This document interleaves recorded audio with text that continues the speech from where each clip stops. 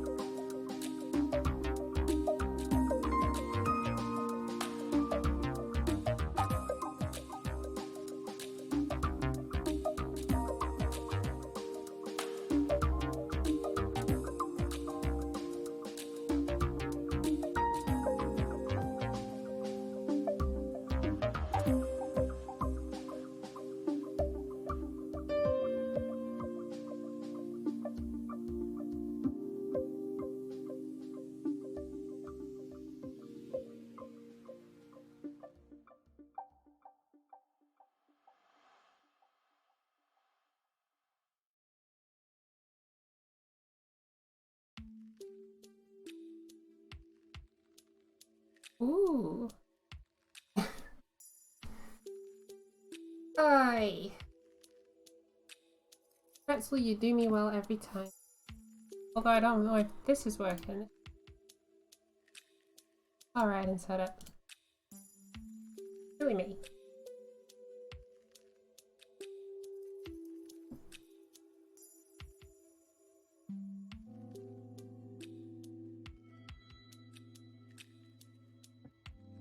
Ding.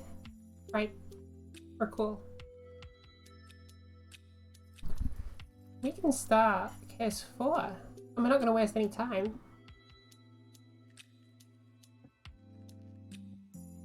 Thank you, Pretzel. You can sleep for the rest of the day. Done well.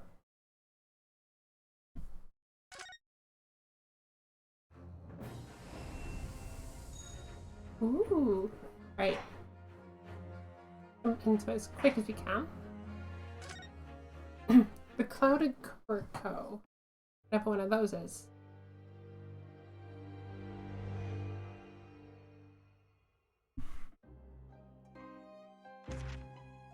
I begin to think, Wilson, said Sholmes, turning his head languidly in my direction, that there is more to this case than that which we have observed. Indeed, that there may be another part to this story that we are yet to discover. His eyes wandered, following the steam rising from his cup of herbal tea, leading him to the distant memory of that snowy evening. To the young lady collapsed on the pavement along Briar Road, and to the knife in her back. Lit in the soft glow of gas lamps, a most extraordinary scene had been set. And under the cover of a light fog, the curtain had risen silently on the insoluble mystery of our invisible killer.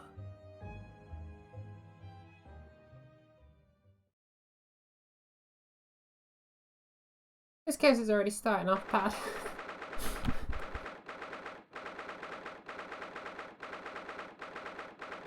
Look, I expect things, but I don't expect instant death straight there.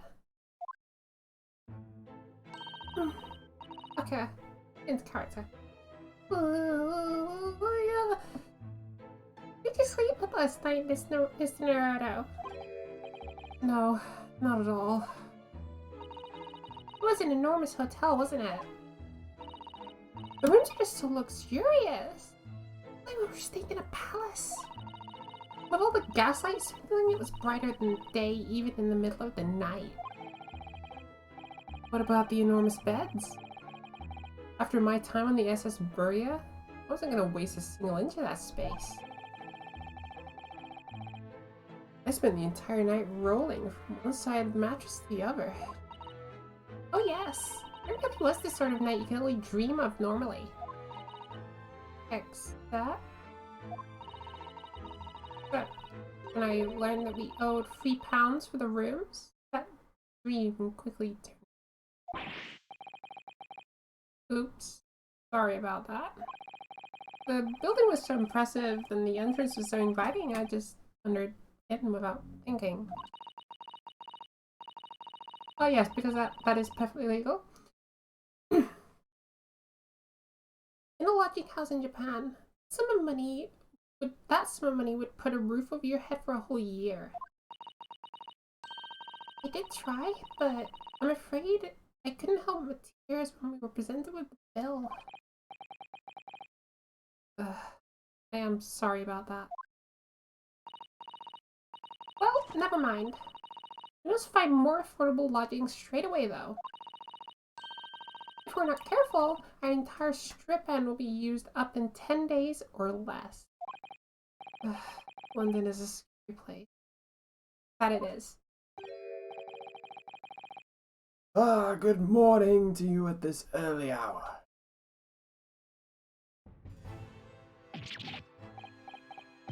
Oh, yes, Good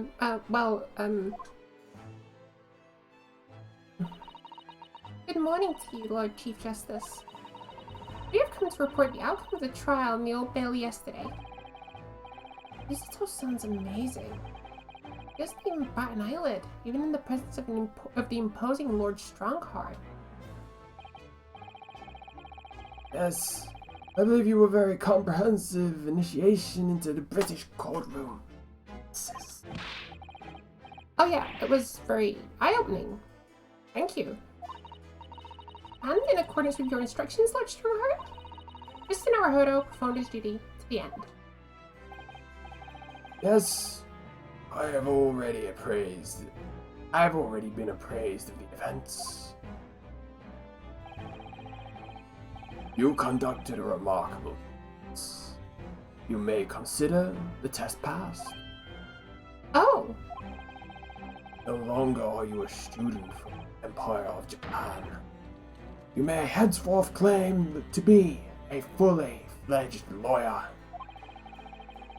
My country is delighted to welcome young talent from such a remote East Island.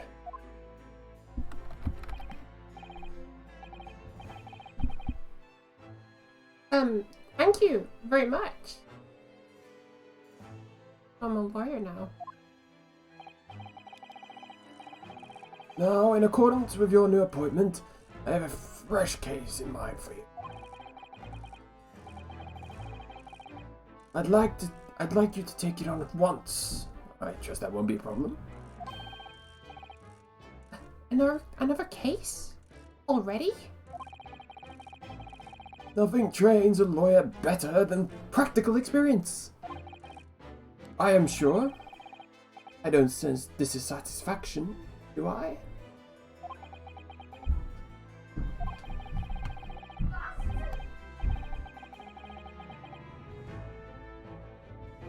It's just that yesterday's trial ended unusually. I hadn't quite come to terms with it. What's to come to terms with? The man was cleared. What more were you hoping for?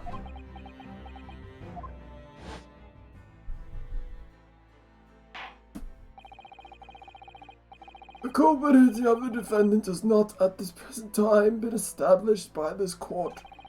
Consequently, the jury will not be required to prefer judgment. Well, Lord Van Sykes, it's been a pleasure, so it has. And as for you, my dear feller, I couldn't have asked for a better defense.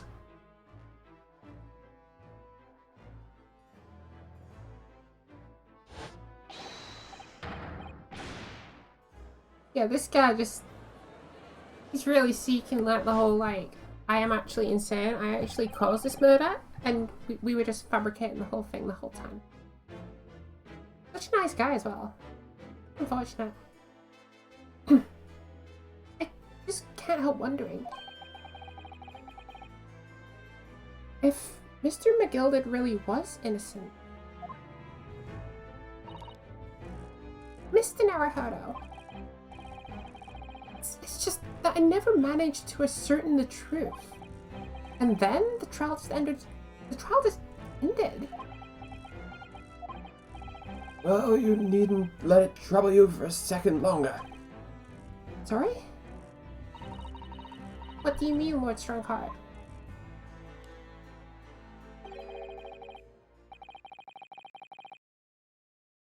Magnus McGilded passed away immediately following the trial. What? What? Okay, I know they like to throw like curveballs in these games, but it's like that was abrupt. That just makes everything we did yesterday a waste of time. What? Mr. McGilded is dead?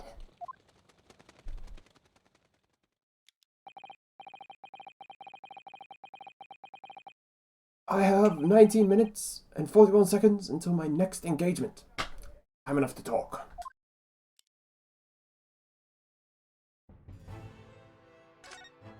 Okay. Let's find out what happened, how he was killed. I don't understand. What happened? How can he be dead? After the trial concluded yesterday, there was a great commotion in the Old Bailey. As you'll presumably recall, an omnibus had been wheeled into the courtroom. Yes, of course. That was the scene of the crime which Mr. McGilvert had been accused of. Precisely. Well, while the bailiff's attention was diverted by some other matter, the omnibus went up in flames. No. How could such a thing have happened? That's being investigated as we speak. But already, the police have identified a corpse found inside the charged shell of the carriage as that of McGilded. That's awful. The man must have slipped inside whilst the bailiff's attention was elsewhere. That bailiff really needs to pay more attention. And how could that have happened? That is also being investigated as we speak.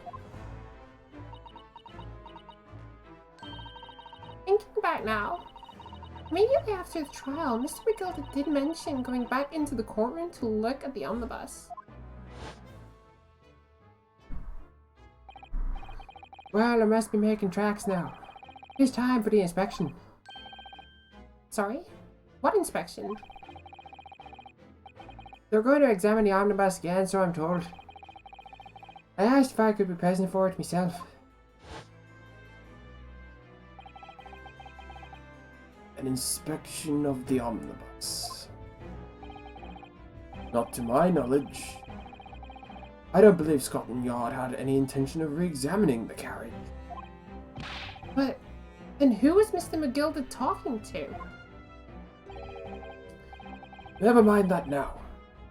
The Yard is making a thorough investigation. This matter is no longer any concern of yours. Leave it to the police. Or Mr. McGilvert? I'm not gonna lie, this guy's putting a real strain on my voice. So, how did you find your first taste of our country's Supreme Court? Well, I don't know. I mean, it was just, wow. Mr. Naruhodo means the whole experience was steeped in the solemnity of Great Britain's long history. It's really a world apart from our own judicial system in Japan. It's only a few short decades old. Wow, this is so sad. Oh. You still have such a way with words. And you seem to have a way of failing to find the right one. Hold on.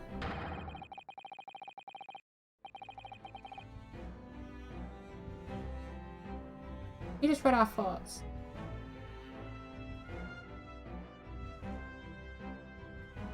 The judicial system here is the most advanced in any world. Learn all that you can.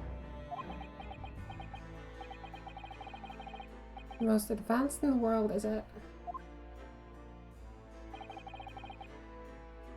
It was fortunate. But your very first trial was a simple affair. Simple? That was simple? As I believe I mentioned yesterday morning, it was a trial you couldn't lose. I don't mean to be contrary, Lord Strongheart, but that case was anything but simple. That's right. The circumstances of the case were so incriminating. I was stunned when I first heard them. In fact, I'm still finding it hard to believe that we managed to get a favorable verdict.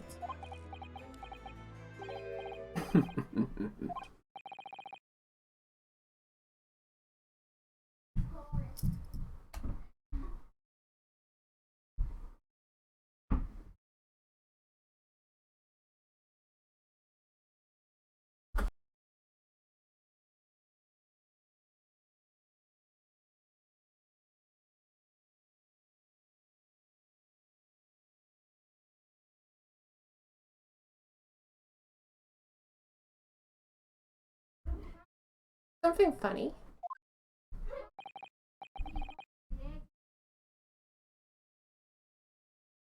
No, my apologies. However, the fact is that you did receive the not guilty verdict you set out to achieve. And that can only be attributed to exceptional talent.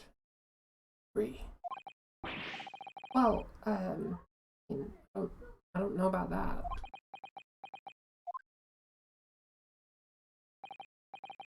Well, never mind. You exceeded my expectations, I'll freely admit. That much, at least, is the undeniable. Which is precisely why I have prepared the new case for you that I had mentioned before. What is going on? What was he gonna say before?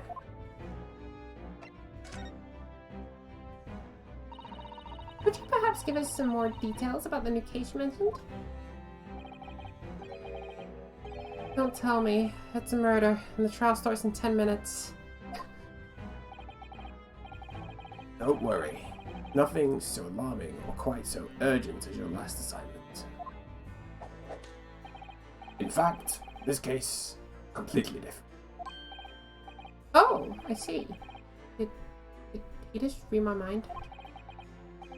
That is to say, no one has died. As yet. And the trial will not be. There is plenty of time to research the case thoroughly. 23 hours, 43 minutes, and 19 seconds to be precise. Huh. So the trial's tomorrow then.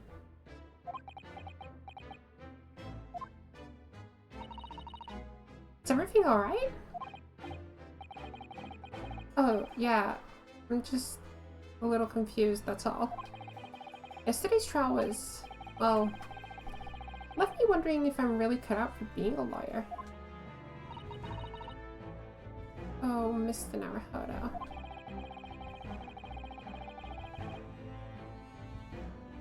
I don't know if I could face standing in that courtroom after Mr. McGilded's trial. Yes, I nearly forgot. There is one similarity with yesterday's case. Once again, there is currently no one to advocate for the defense. Oh. If the situation remains unchanged,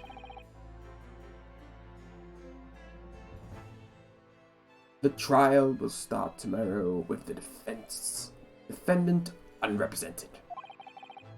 And if that happens, I need not remind you of the inevitable outcome. The most terrible end awaits the defendant. Yes, that's right. Here we go again.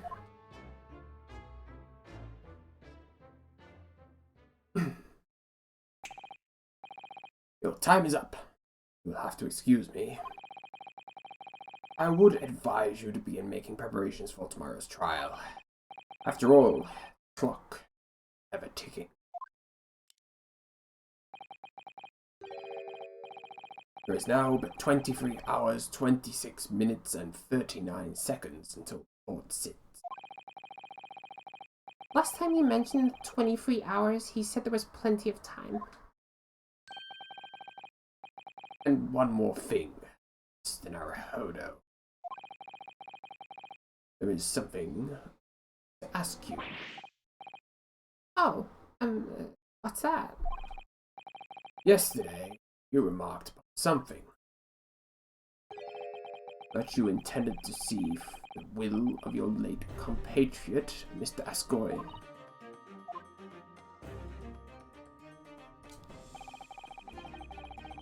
I would be interested to hear what exactly you mean by it. Inside 34 seconds. Oh, well, Cosmo always used to say, you see, that he wanted to learn how the greatest judicial system in the world works so he could change ours in Japan. And now that he's gone, I'd like to work towards that myself. And there's another thing.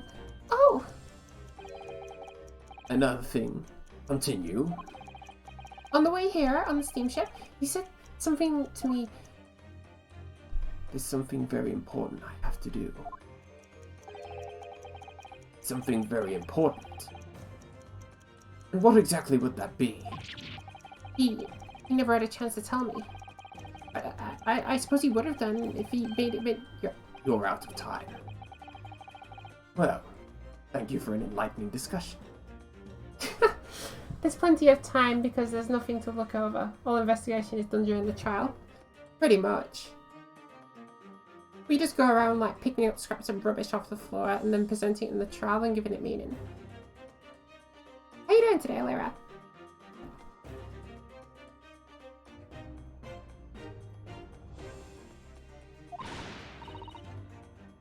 Mr. Naruhodo, what is this all about? Mr. Ascoi never once mentioned anything of the sort to me. I urge you both to focus your attention on the matter at hand. I've taken the liberty of summoning the police inspector in charge of the case. He'll be able to appraise you of the details.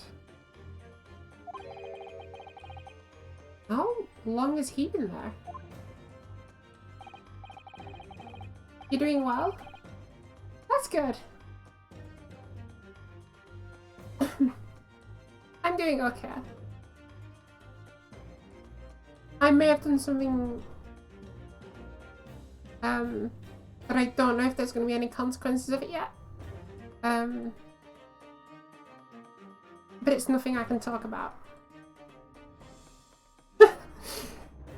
It's nothing too bad. Other than that, I'm feeling really happy.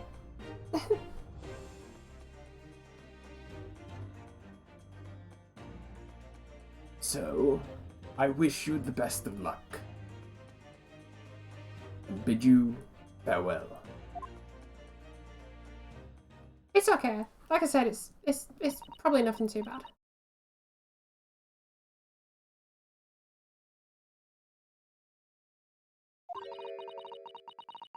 There's something very important I have to do.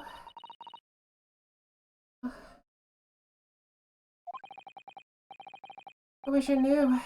But honestly, he never told me. Anyway, we'd better talk to the detective. Don't you think? Yeah, you're right. I hope I'm just imagining it, but I wouldn't say he looks too pleased to see us at all. Well, he's a detective. I don't know what else you expect.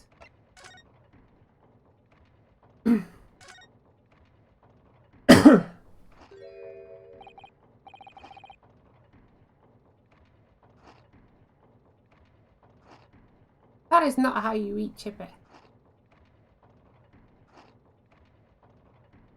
Do we trouble you? What do you think?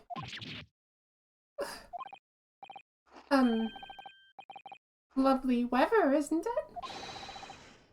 What's the weather got to do with anything? Listen to me, you young Japanese upstart. Some frippery that the weather don't even get. What the? Some frippery. Right, let's try that again. Some frippery about the weather don't get every English gent eating out your hand now, you know. But Suzuto told me it was foolproof. I'm a busy man, a very busy man. There's a crime scene to investigate, but I'm here having to give the likes of you a talking to. Woo! This guy doesn't seem very nice. He's a detective. Usually the detectives aren't nice. Until you uncover the backstories. Oh, I'm ever so sorry. Can you imagine what the other officers there will be saying, Have you seen Gregson anywhere, have you? No, he's too busy talking to the big wits these days. All because some bumpkin who's here on a jump from a country I've never even heard of. Hear the ripping sounds? That's my reputation at the yard going to tatters. No need to rip us apart so well. I don't believe we've been introduced. This is Mr. Ryan Nisuke Naruhodo, a defense lawyer. Eh? It's a pleasure to make your acquaintance. I'm Mr. Naruhodo's judicial assistant. Eh? It's lovely weather we're having today, isn't it?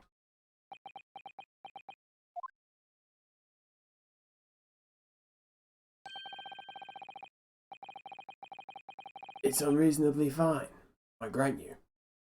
London winters don't see a lot of sunshine. Unbelievable. How did you pull that off? So, Lord Strongheart asked me to fill you in on the case. The name's Tobias Gregson. Inspector Gregson to you. I'm from Scotland Yard. Gregson? Inspector Gregson?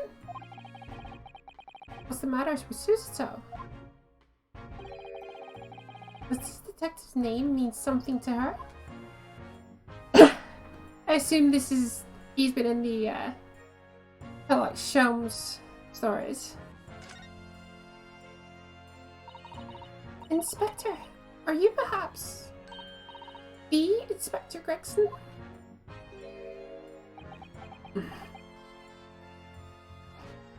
I love how his mood changed as soon as he started talking. It's like he's just gonna like tear into us, but he's perfectly fine with her. You're acting like you know this man, Miss Susato. He's a London detective. Oh, I do know him. Very well, in fact. Very well. There you go. Mind reader. Yes, he features prominently in the adventures of Herlock Sholmes. Oh, in that publication, what was it called again? Rance magazine? That's right! Inspector Gregson and Mr. Sholmes enjoy a wonderful, friendly rivalry. Really?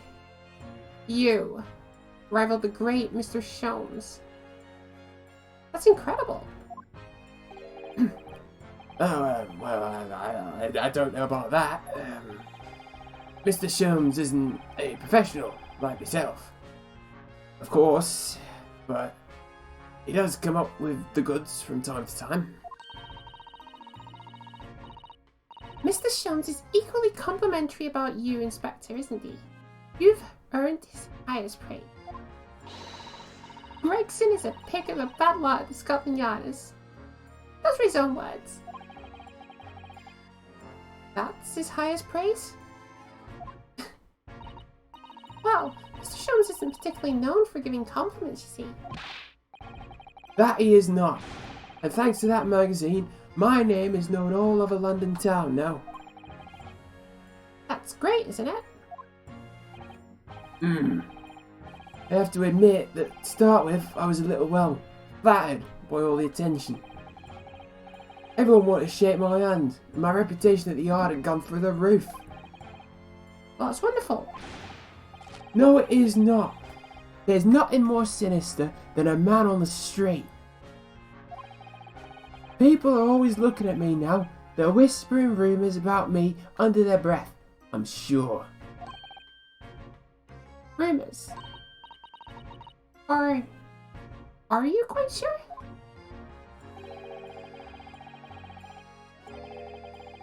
He's changed as he started appearing in them stories.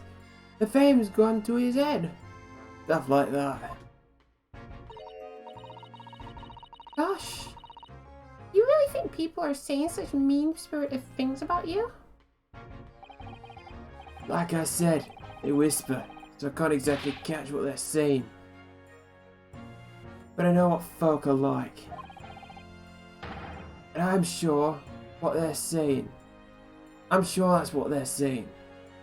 As sure as eggs is eggs. I've never heard that expression before. I get the feeling this detective could be very hard work. Oh dear. Perhaps the sudden rise to fame does change people. That it does. What's about the case? So, about the case that the Lord Chief Justice mentioned before? Not until, really. As far as we're concerned at the Yard, it couldn't be any simpler. Oh dear. That probably means... As far as we're concerned as lawyers, it couldn't be more complicated. I wish you were wrong about that. But I have a nasty feeling you're right. But she's right. A young woman was walking down the pavement on Brea Road when she was stabbed from behind. London seems way more British than I expected it to be. Oh, trust me. This is a way over exaggeration.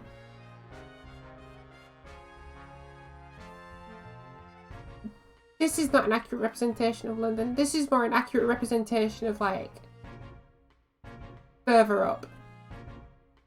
This is not London.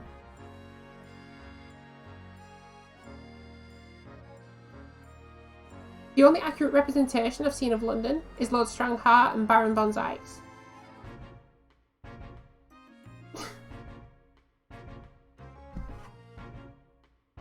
Fortunately, it wasn't fatal, but she's still laid up in hospital, unconscious.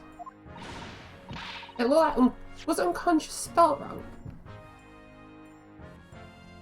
No, it wasn't. It looked like it was spelled wrong. That's despicable. What sort of coward would attack a poor woman from behind? I suppose you would have finished whoever it was off with a scissors takedown, wouldn't you? That is neither here nor there, Mr. Naruhodo. Brace yourself, Raniska. You've angered her now. Anyway, after something of a whirlwind investigation, the criminal was arrested. He barely had time for a cup of tea after the incident took place, to be honest. So, there must have been something left at the scene? That led you directly to the culprit? Or perhaps a reliable witness who recognized the person in question? Let me stop you right there. You're wasting your time on this one. Sorry? There's nothing you can do. There's no way to help the bloke now. Why ever not? Simple. The prosecutor's been assigned to the trial tomorrow. Is Lord Baron von Zykes. No. Sounds like you've heard of him then. Oh yes, we're very familiar with Lord von Zykes. Believed to be the harbinger of death itself. The Reaper of the Bailey. Not the Grim Reaper. Lord Baron von Zykes, who we faced in court only yesterday. Mr. McGilda told us about him before the trial, didn't he?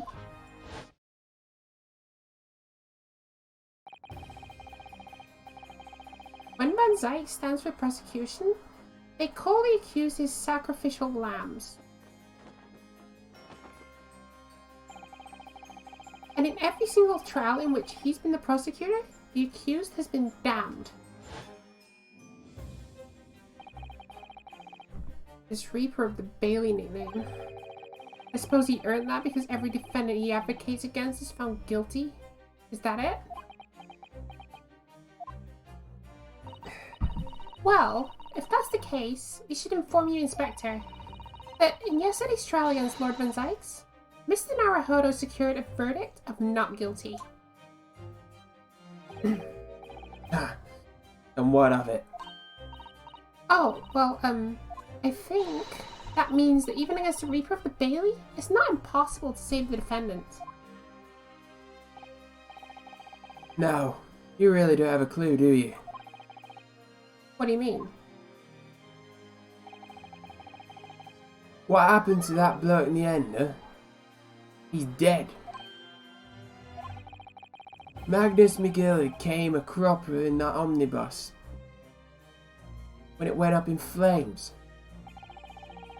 So you can't rightly say you saved the defendant, can you? What? What are you saying? Look, if Van Zykes couldn't get dirt... If Van Zykes could get dirt to stick on everyone, he'd be a miracle worker. I was going to mention that. It just seems like he would put it in his pocket, or it just seems to like disappear like behind his jacket. I wonder if he's got like a backpack, like something on the back of his jacket. There's whole loads of like chip cones.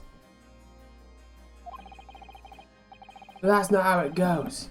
It doesn't work miracles. It works magic. Black magic. So Zykes burnt that omnibus.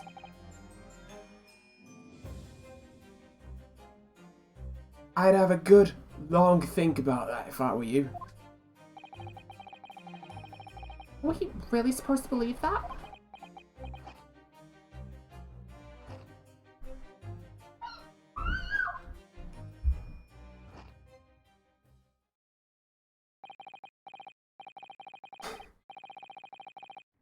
He has chips and a battered sausage. Sorry, I just skipped over some text there. Right, well, I filled you in as my request, and I'm very nearly out of chips. So I'll be headed back to the crime scene now. We're still carrying out a few investigations there. It was Briar Road, you said. Can you? Where the incident took place? That's correct, Mum. If you head over there now, if you head over to the holding cells, you can meet the criminal himself. You've branded him a criminal already? He's as good as shaking like a leaf in his cell, ain't he? It'll give you a chuckle if nothing else. He's inmate 53. Speak to the jailer, and he'll show you the way. Inmate 53. Thank you.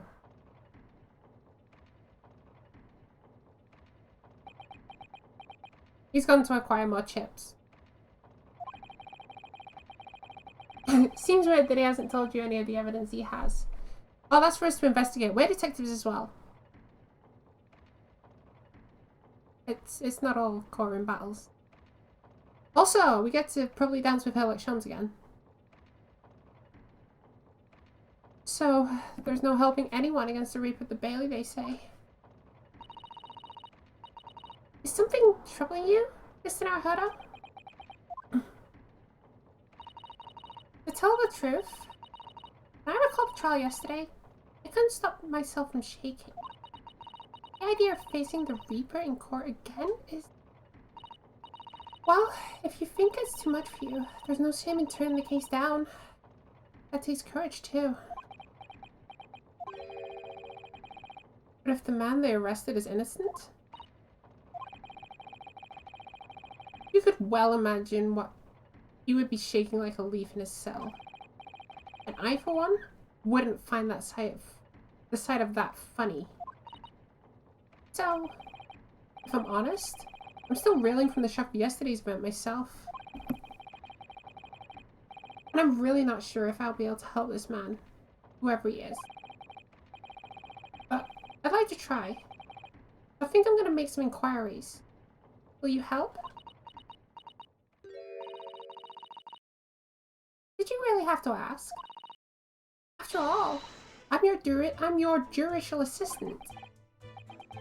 Thank you. So then, shall we? Yes! Let's go!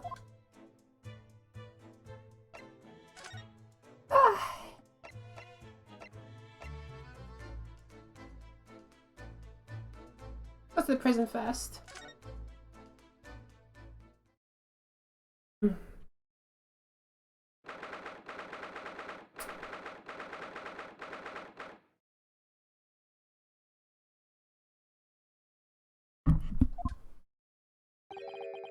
So, these are British police prison cells.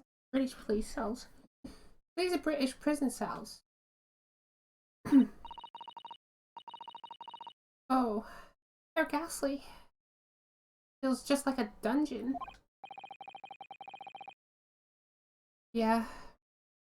And having experienced it in Japan myself, I can assure that our wooden cells feel a lot cozier than these cold stone walls. Oh, don't, Mr. Naruhodo. You're making it seem worse. Apparently, our client is in this cell here. But it's so dark at the back there, I can barely make him out. I wonder what he's like. Inmate 53. Your legal representative is here to see you. Stop hiding in the back of your cell. Show your face at once. Am I a cat? As yet with no name. Calling me by number. Utterly unbelievable. Unjustly. Unreasonable. I refuse to answer.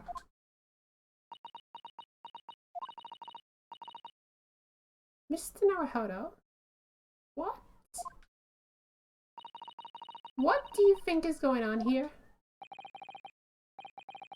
I have no idea. But I wasn't just hearing things, was I? That triad of complaints was in Japanese. Was it? It seemed like it was in English to me.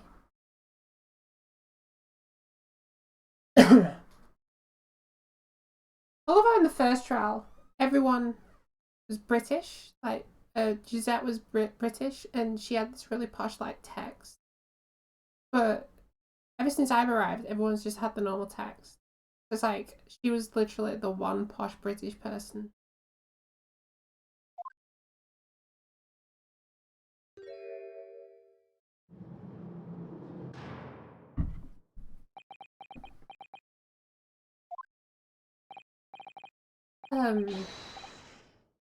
What? I think the implication was that he was studying English on... Ah, fair enough. I didn't think of that.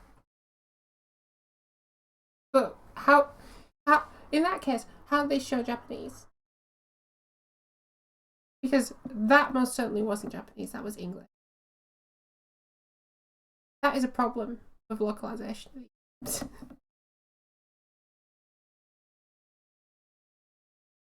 We'll see what this very shaky fella has to say, and then we'll make our own assumption.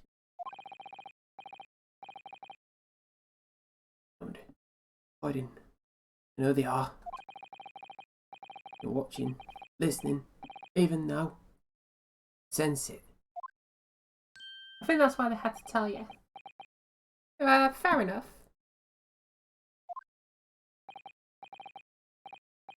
Right. Stop doing that! There you are. Come to curse me, haven't you? Don't try and hide it. You're a ghost. Ghost?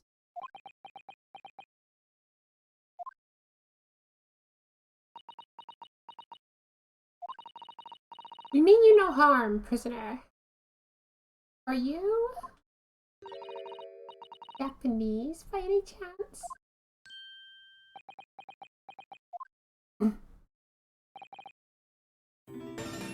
Oof. You're Fuelmi Neko! Thank you for following. How are you today?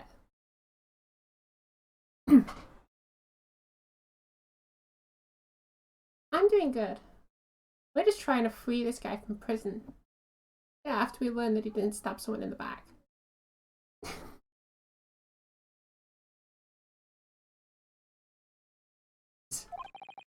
This is beyond my wildest dreams.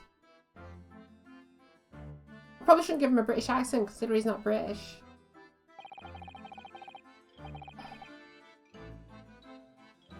Forgive me for that outburst before. I'm so sorry. It's such a good username. It is.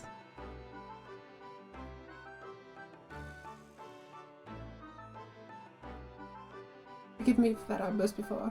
I'm so sorry. Oh. Oh, it's fine. We were just a little surprised, that's all. Imagine it! It's been 12 long months since I left my hometown. I'm going British again. And here I am, in a frightful fix in a foreign land.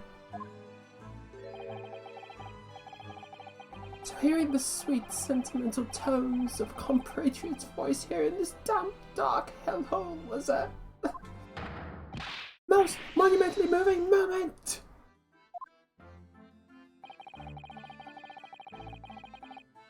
Who could have guessed this new client Lord Strongheart assigned us to us would turn out to be a fellow Japanese? I'm not sure that I really want to represent this guy.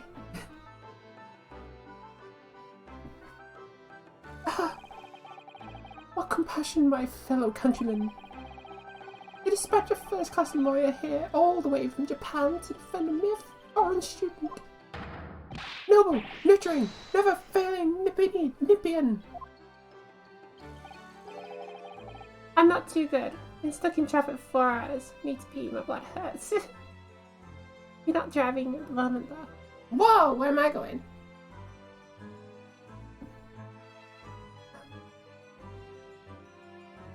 That's a weird current situation, but it's currently happening for me. So you're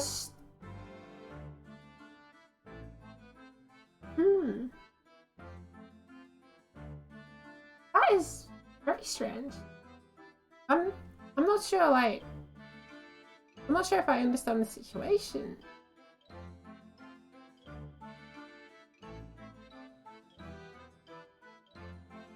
We'll be all good though.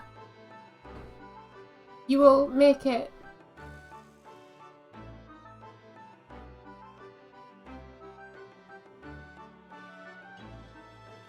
You need not worry.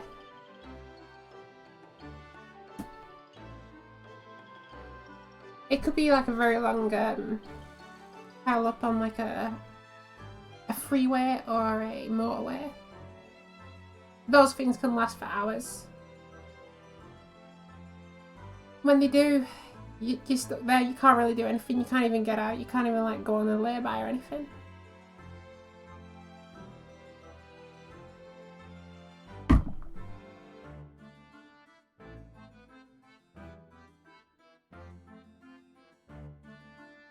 I hope your situation gets a little bit better. I hope you find a restroom soon. It's not healthy to hold it in that long.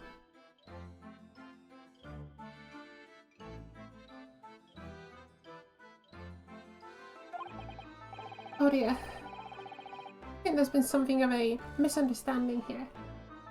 5-mile-per-hour traffic jam compared with the nearest service station being 40 miles away is concerning me a lot. Wow. Hopefully it picks up. You might get further up and find out that the resulting traffic jam is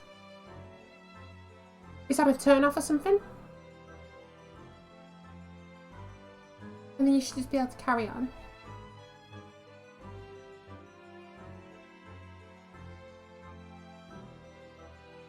Those never trust motorways, never trust freeways, never trust anything like that. It's safer taking back roads.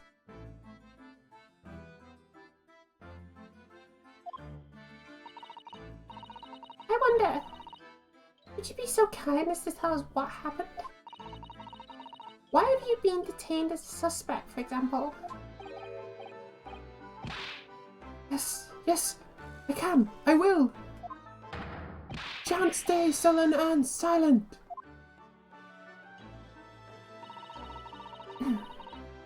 Not a motorway. It's a dual carriageway.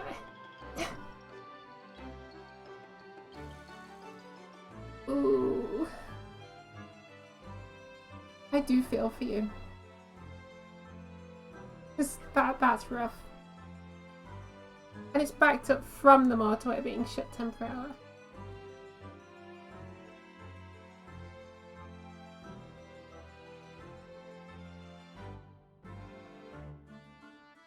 They need to come up with better ways to manage the motorways when there's issues and problems.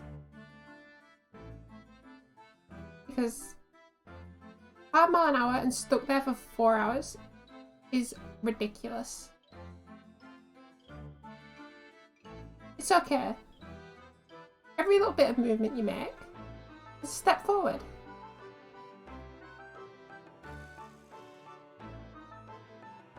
Don't think of it as you're stuck in traffic. Think, I'm moving at a slow pace. That is ever closer to my goal. At least you're not moving backwards.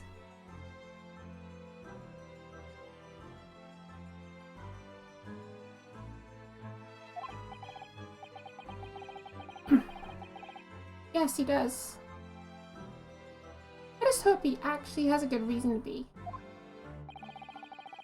Only motorway traffic that's usually slow put onto a 2-lane dual carriage where we thought that was a good idea. Oh, well, it was obviously the people who were dealing with the well,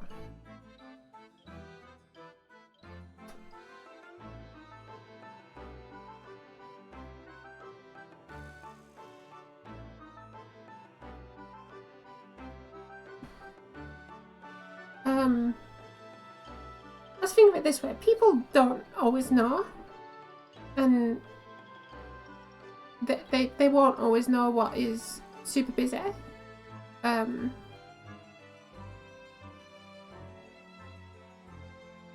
agree it's not ideal. But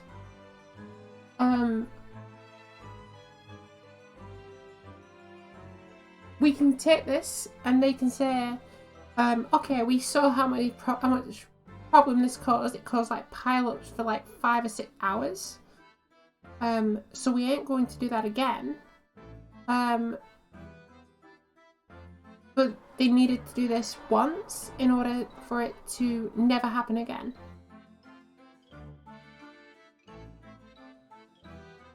And I know that's not ideal for you, but just think if you're ever on that carriageway again, you should not encounter the same issue problem. What's an issue problem? You'll never encounter the same problem. Hopefully. You do have bad planners if this happens again.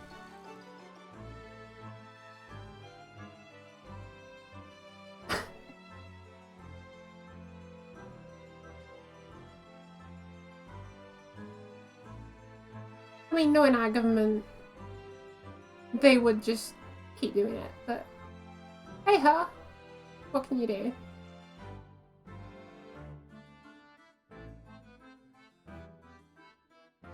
You want to hear some facts about me to distract myself?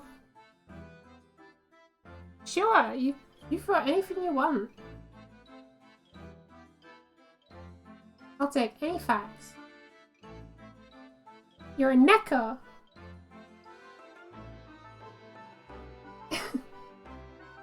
Fact 1.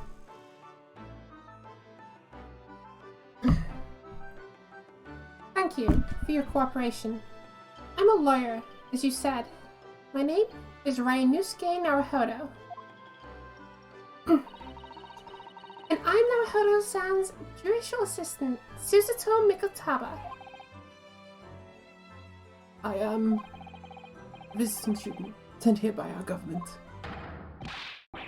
Notably, notoriously named Natsume. Soseki Natsume. Whoa! Sorry, it was a long wall of text, so Stream Elements instantly took your command away. You've only been timed out for 30 seconds, but I'll read the message. I pasted this because it's like a workout here. In 2018, transgender, male to female, lesbian pronouns are she, her. Fully transition in 2018. You have a homemade DIY Neko tail and ears and brain sensors. And they can move. Whoa! When they can move consciously, they make subconscious movements as well.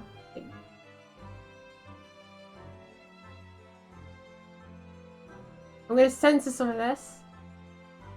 They make subconscious movements as well. When I'm sad, the ears go down and the tail is velcroed to my tailbone.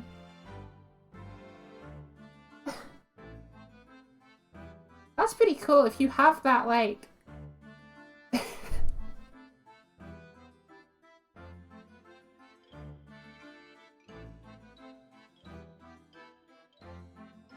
That's actually, like, cool. You have that. I didn't think anything like that existed. I know there's, like, neural interface stuff and whatever. I didn't know, like, there was already stuff like that.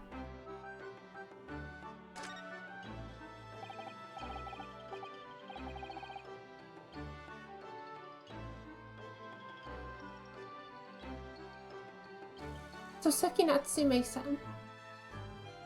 What an unusual name.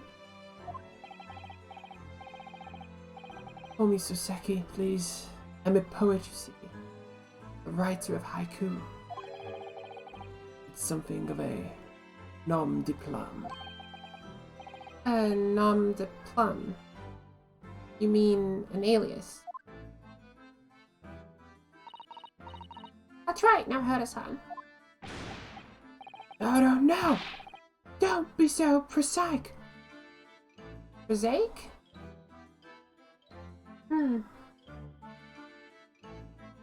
It's much more refined than that. And haiku. That really reminds me of home. I do a lot of neko things like curl to sleep, salmon, that stuff sometimes. Get distracted. Pillows and tightly wrapped in items.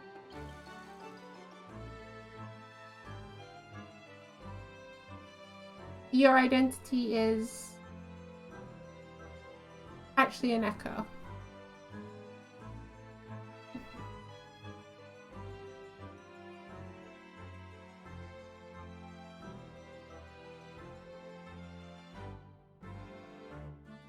Perfect. Please don't tell people how to don't tell people how to bypass my moderator.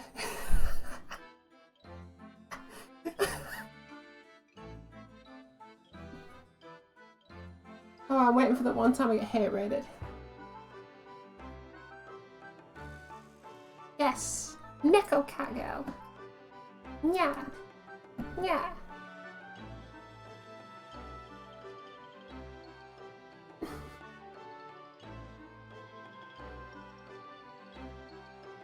It's really cool. If you feel comfortable doing that, then you rock. You're awesome. You're definitely brave.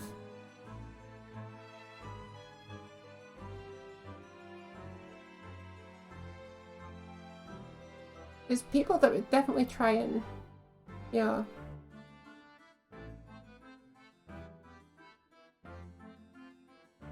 they would really push back against that.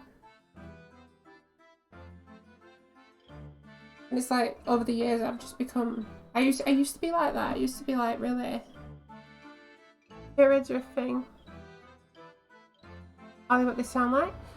Basically, it's just that it's a lot of bots that just, they either follow the channel and then they can just like spam your chat full of either like homophobic, transphobic, racist things in your chat, and basically you're held accountable because it's your chat. And that's exactly why I throw this chat into emotes only after I finished, at least for now.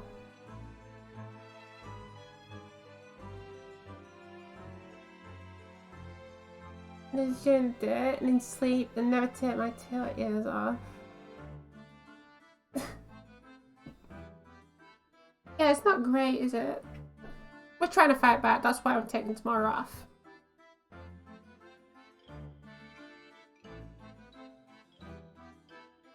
you're choosing a life, and you're. What's the letter limit? I don't remember. I respect the commitment. It's very cute. It is. Like I said, when I was like younger, I was like really against a lot of this, like stuff. Again, young and naive.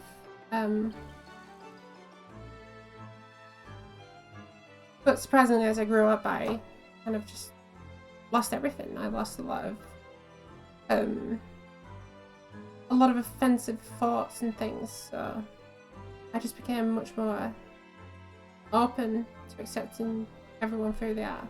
And I can't say it worked for everybody. Not everybody did that, but I definitely tried to. I feel a lot better as well. I don't feel any like pent up hate or anything anymore. My skin's really soft. I had a pastel pink hair, ears, and a tail of pastel pink too. But the tail has white tip. That's my list off the top of my head. Exactly. Anything anyone wants for a good time. Right? So if Neko wants to be a cat girl in real life and she feels happy, make sure I'm right there. See her, yes. If she feels happy doing that, then let her do that. Because it makes her happy. Everyone's having a good time.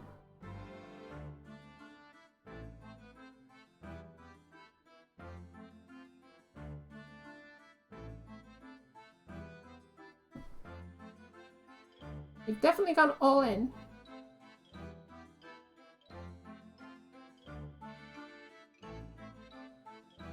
I can't stand up or salute, but know that I'm doing that right now.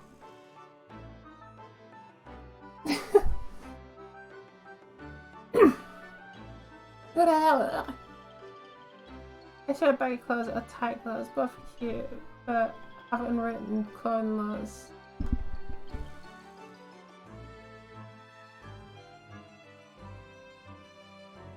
Okay.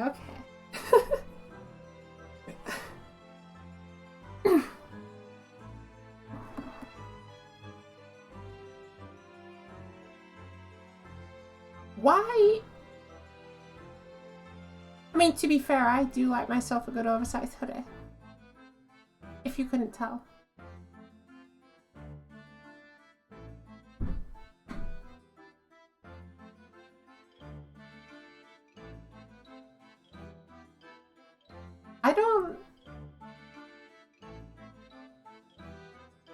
I'm not so much for tight clothing. I like a lot of like loose things. But that's personally because, yeah, I don't like to feel like I'm being constricted all the time. I sometimes go by as little clothes as possible. Okay, but just make sure that you're make sure you're abiding laws. You don't want to be done for indecent exposure. As a cat girl, it might not that law may not apply to you yourself, but I don't think other people are going to see it the same way.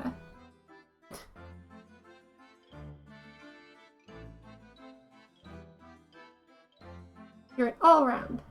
You abide all laws. Like a good Neko.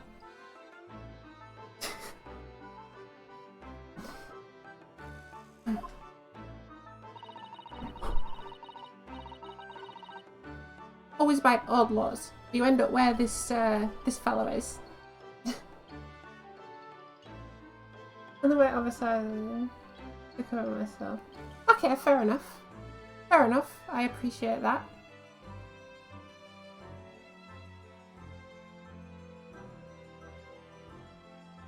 A lot of my stuff's oversized. I'll be very honest. I'm not sure if I have. Do I? Maybe. 1 or 2 bits. It is. And it's not just clothes, it's like glasses, maybe not shoes. Can't imagine shoes are any good oversized. I should know, I used to walk around in like size 11s, I was a size 7.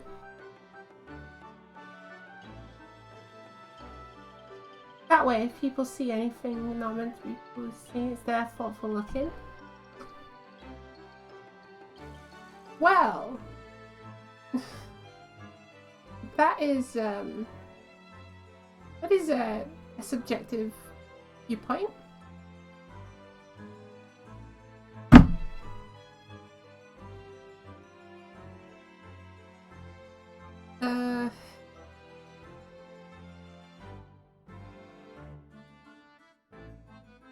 I mean, what if you slip up?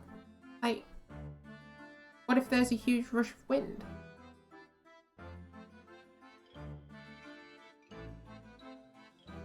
What if it gets super windy all of a sudden? You gotta be prepared. If that happens, then it's still indecent exposure.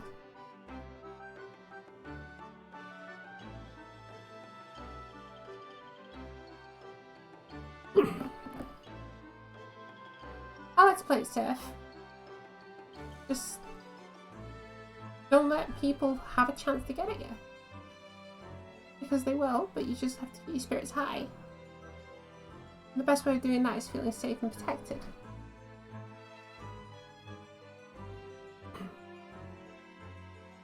Did I hear you say that you were visiting students sent over here by the government? That has happened. I genuinely look for myself up with a very handy tale. Quick thinking. I like it. Yes, that's right. A year ago, I was told to go and study English. Because I had to suffer that misery. And now this! Beyond the pale. And shift my skirt, whatever I'm wearing down.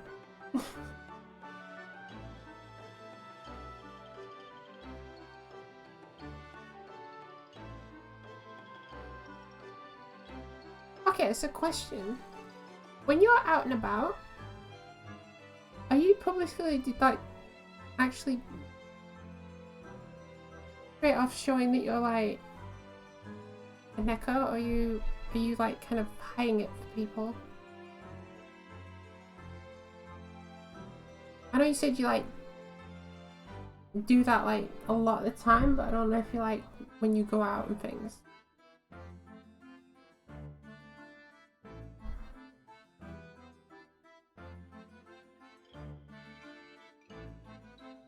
Said you got holes in like your clothes and stuff, but that could be like indoor clothes.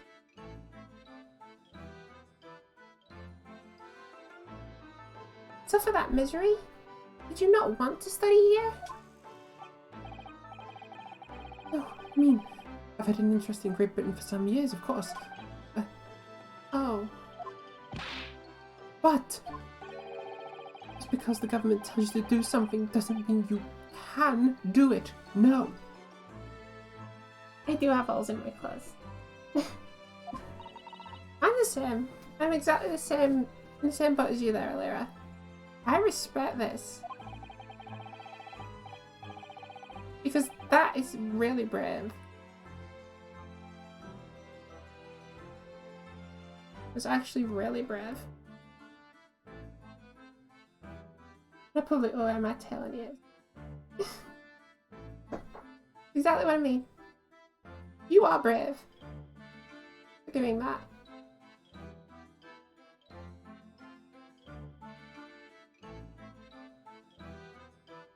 I'm just in awe.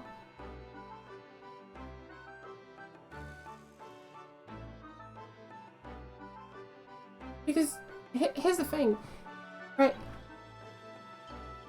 As somebody who is also trans,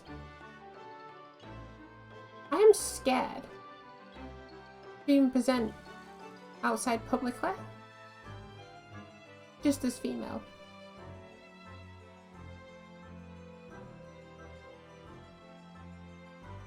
The fact that you are a Neko and you publicly present and you're always wearing a cat ears and your cat tail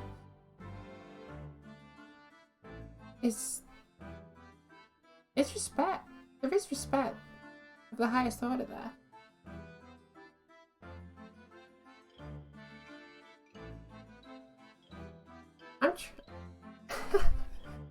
No.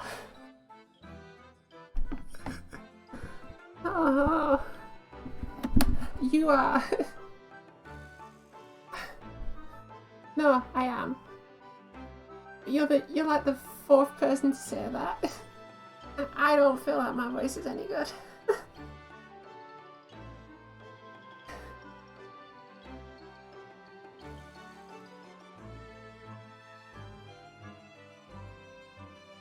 It is.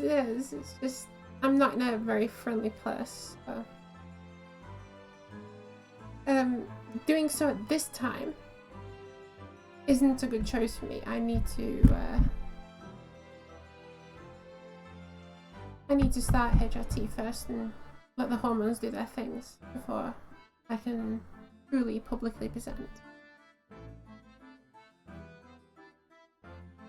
It's all a fear of passing, and the fear is if you don't pass, then, you know, especially here, there is a lot of stigma going on at the minute, so the whole LGBT alliance thing is going around, and forewarning, it's a hate group that somehow got charitable status. Okay, I got through HRT and SRS. That's the thing, I don't know if I want SRS. I want something, but I don't think I want SRS. I don't feel that's where my dysphoria lies. But yeah, safety first. Safety first. We have bad laws in Britain. Which basically means we can't carry guns, we can't carry knives, we can't carry batons, we can't even carry pepper spray. We have one form of self-defense, and that is that's a rape alarm. I mean, I learned in London at night when someone charged at me that some people hate me. Well, some people have to be very oblivious. There's something called LGB to be publicly acceptable. I had to break someone's arm in self-defense. That's the thing, it's like, it's really subjective as to whether self-defense is self-defense. It completely, it blows the mind. Like, oh, I picked up this like metal pipe and struck somebody with it and it knocked them out. But it's like, your next action after that determines whether it's self-defense or not. If they're on the floor and they're unconscious, but you're like full of adrenaline and you hit them again, that's an attack. But if you put it down and run away, it's self-defense. It's like, and knowing already the bigotry that's in this country, if that was me in that position, none of it would be self-defense. But it's fine. Yeah, LGBT Alliance, not a great place. It's not good at all. Especially after, basically there was an article that got wrote about there was a Pride event going on and someone turned up and got turned away, and now they're saying, oh yeah, it's actually like a homophobic attack to kick the guy out. It's ridiculous. And you know, a lot of the UK media is pushing like, oh yeah, well this is charity. It's like the charity can't do that. It's like it's like nah. And basically we've got this change.org thing going on at the minute. Basically it's just saying stop uncritically platforming LGB Alliance. Which I, for one, greatly appreciate them doing. I pass people target me. I'm telling you this. You do exactly right. You do exactly right. If you are trans, do not come to the UK. It is a mess, and it will be a mess, but yet to come.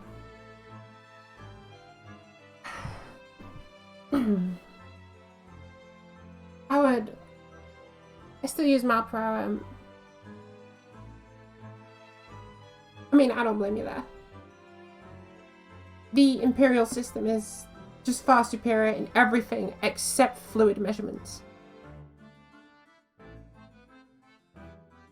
I will take inches, I will take stones and pounds, I will take miles, but I will not measure in fluid ounces.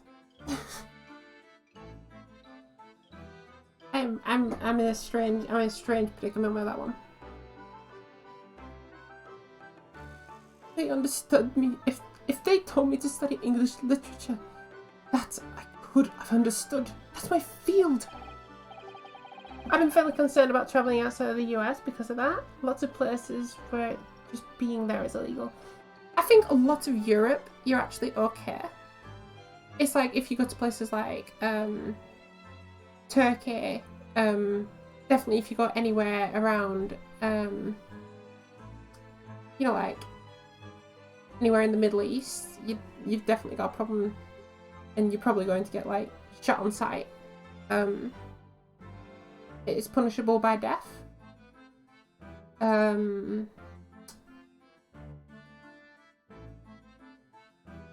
me think. I think Japan's okay with it. Australia, New Zealand, they're okay with it. It's just like, there's just the like smidge of places. There's like a lot of Africa doesn't like it. You can't go to like any African thing. You can't go to like Morocco or anywhere.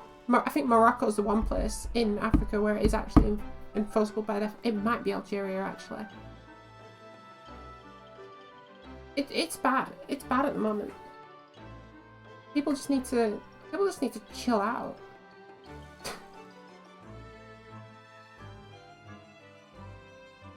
Objectively, if they're against it, then they're actually like, they're just not for equal rights. So, and not just because they're telling trans people, hey, look, you have no right to exist. It's like you're basically then saying, oh yeah, we only like women because reasons. But in that case, it's the reasons that trans women can't be women. Apparently.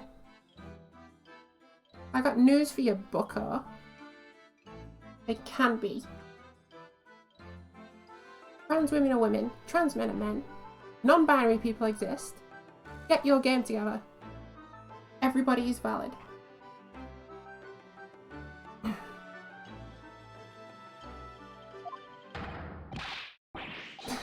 Utterly, unbelievable, unjustly, unreasonable.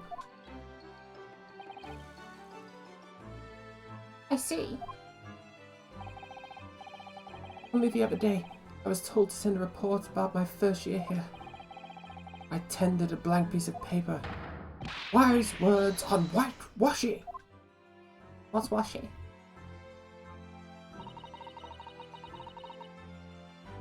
You must be a man of a great standing. Oh yes, so I'm often told. And often like to be told, it seems.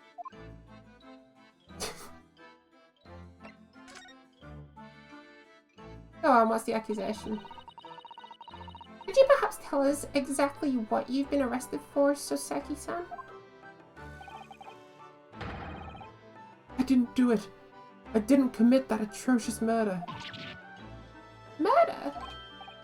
Oh no. Traditional Japanese paper. The term is used to describe paper that uses local fibers processed by hand. Okay. Okay. Why has he got that in Britain?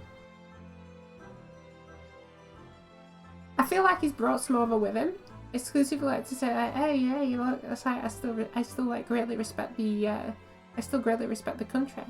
In fact, that's probably it. Or like a remnant from the translation. He's been here a year. He should know what paper is. But he's doing it to respect his country. Admirable. She was stabbed with a knife right before my eyes.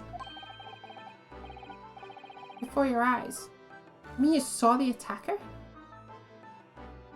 You may also just call paper washy. Potentially. It's hard to like break out of habits.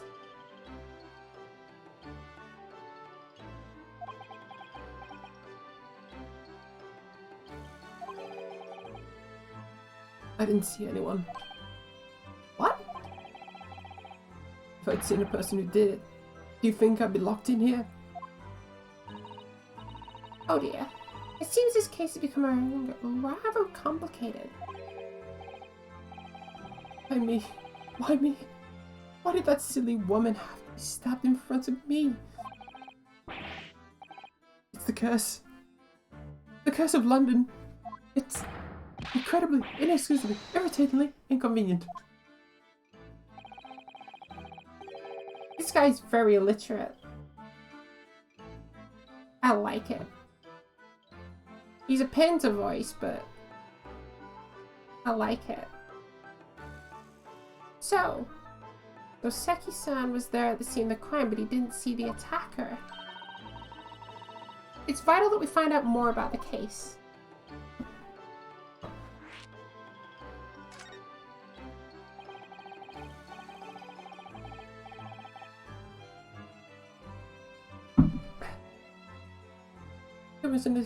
It was an accursed evening, just after the snow had started to clear heavy with fog. I'd been to the bookshop to buy some books, and I was on my way back to my accursed lodgings. The bookshop wasn't accursed too.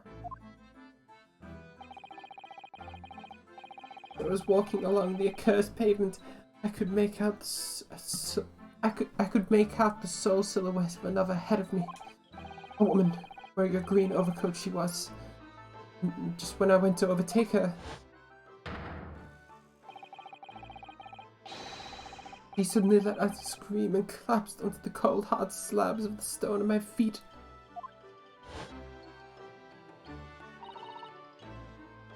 How terrible.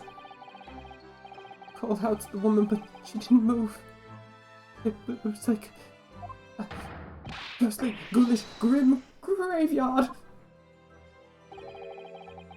Slight exaggeration there, perhaps. People sometimes ask to pet me in my university. And I guess you accept?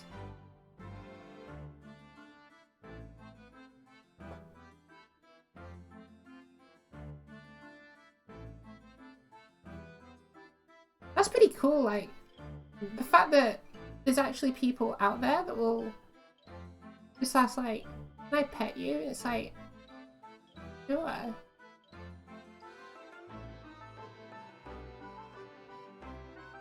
It's just like the super accepting of it. It's like, that's the kind of reality I want to live in.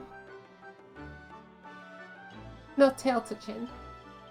Oh, that should be a standard. That should be the standard. There's rules.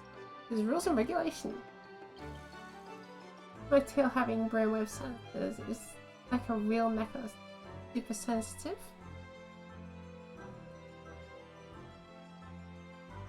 I mean, at least you've got your boundaries. Especially... Okay. Okay. I don't I don't want to go too far into this. All I will say is I find it very cool to have that. It's like people pet you, people like are accepting of you, you are living your life as a Neko. Like, that is... But I'll make it as, like, different as possible. It's brave. It's brave for you to do that. But the fact that you're in a really, like, somewhat supportive environment, I'm happy for you.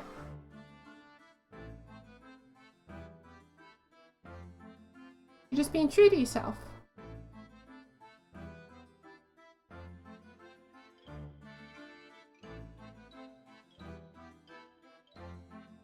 Yeah, I wanna try and not push this too far.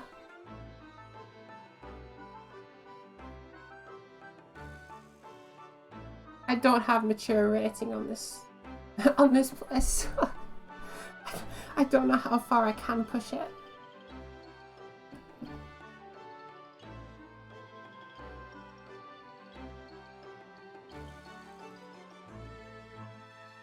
I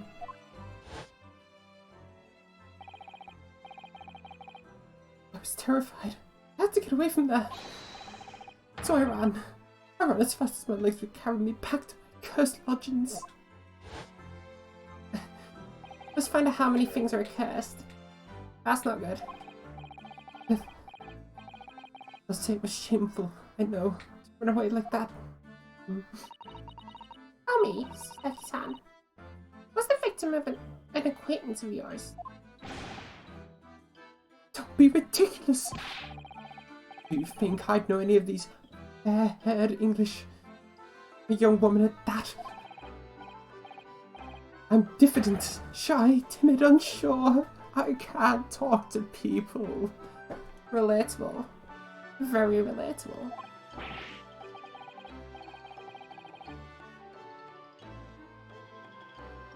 I see. A young woman, unknown to Saseki. And at the time it happened, who else did you see nearby? Did anyone pass you? Regrettably, apart from myself and the woman, Princess Soul. No one? Ah, great. It's Jack the Ripper. No, it's Baron von Zykes.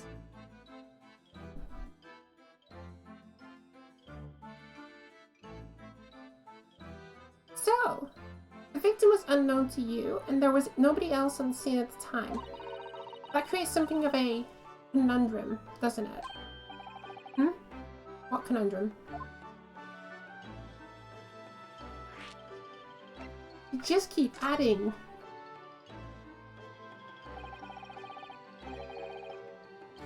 What do you mean, Suzuto-san? What's the conundrum?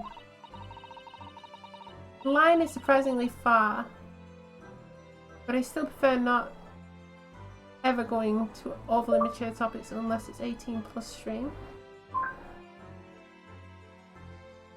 But even then, I don't actually say much in terms of the details. I just like to be safe on Twitch, just in case. It is a line. I think it's cool to like talk about, like, you know, you've actually got the ears, you've got the tail, you've got like everything, you wear them all the time. It's like, I think as soon as it starts getting a little bit, you know, this kind of, the line is there. And it's not a line I'm imposing, it's a line that I'm imposed because of Twitch.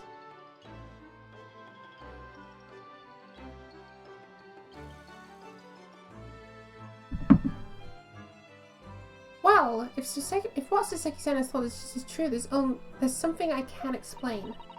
He says he didn't know the victim, and that there was no one else at the scene. Then he apparently fled without having been seen. I did!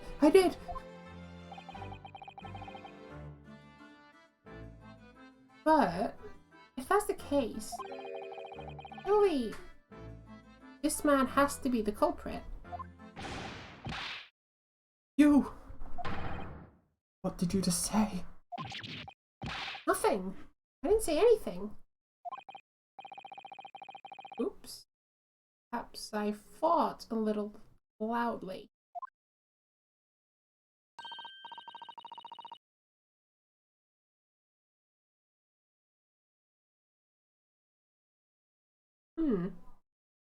Actually, that's not what was troubling me. The very blurry line with Twitch. As a whole, you drain your own lands. It's a really safe play. It is. It's like, so especially with things like this. It's a blurry line. I'm not gonna come on here and play like 18 plus games, but there's a couple of games that aren't specifically like, you know, straight up banned from Twitch, but if you play them, you've got to be careful. Surprisingly, games like Nekopara are those certain kind of questionable game. You just got to make sure you don't have the 18 plus patch on.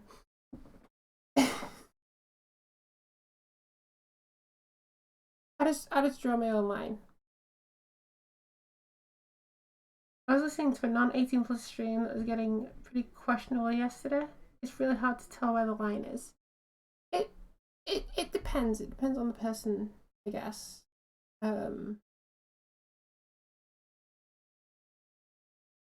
Because A, it depends on the person. B, it depends if they're with other people. And then thirdly, it depends on what the actual content is. Because if it's stuff like, I don't know, let's say Dungeons and Dragons, right? It's like, let's say I was to have like a Dungeons and Dragons stream, and then it was to be with other people as well. Like, I could censor myself, but I couldn't censor the Dungeon Master from saying anything. I couldn't censor anyone else from saying anything. So it's like, I could play this like really like classy, I could be like a really classy like person. I could be like really respectful and whatever. It's like everyone else could just be like swearing every other place. They could be like getting us into really like weird conundrums. It's like it depends on what is happening at the time and who you're with.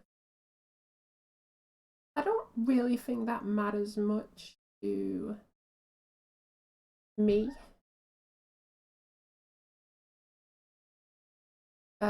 Because outside of that very surprising co-op a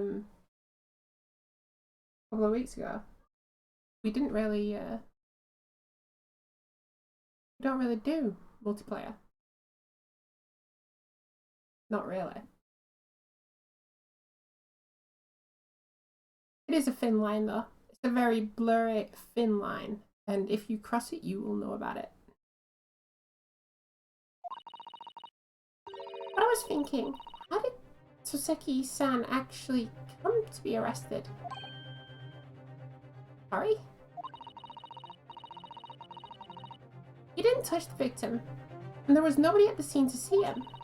So, how did the police even discover that he was there in the first place? Oh, yeah. He's right.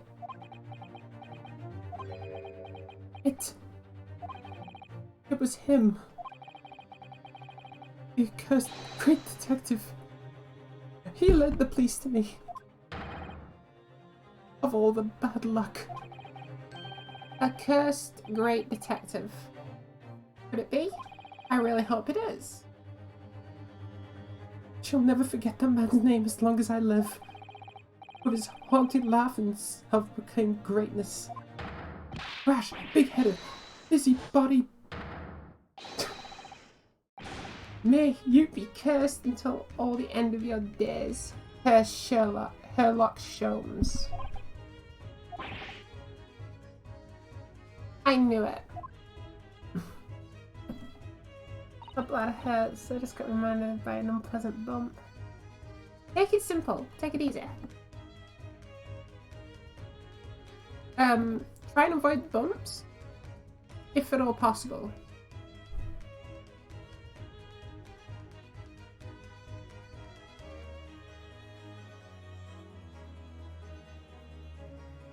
I know there's some here that like they're kind of like 4 and they like dip down in between each.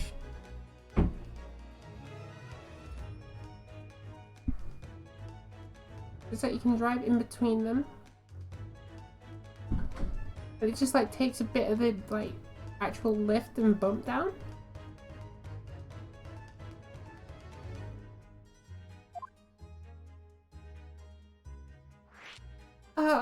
Stop adding.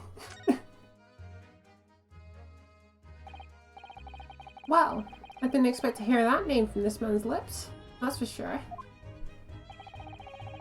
It was the morning after the nightmare had unfolded on the pavement before me. I was gnawing at a sliver? Yeah. I was gnawing at a sliver of hard cheese when some men suddenly burst through the door. Started shouting at me. This is the police. Put the weapon down. Yes, it was a thin sliver. And yes, it was very hard, but I wasn't eating a weapon. Disgusting dietary discrimination devils!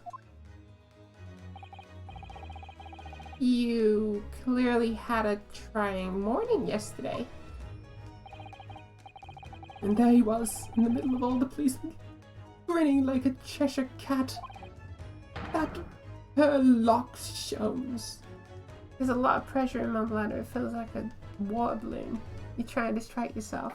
Let's try and distract you. Let's try and make a distraction. I need my Sherlock Sholmes dance of deduction. I'll try and distract you with that when we get to it. It's actually just Sherlock Sholmes. He's English.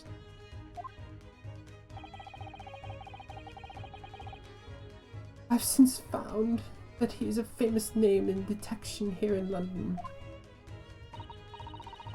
Yes, the great detective is really well known. And his overly sharp mind managed to deduce my whereabouts apparently. He thinks I'm a knife-wielding madman. Me, this weak, stupid kitten of a man.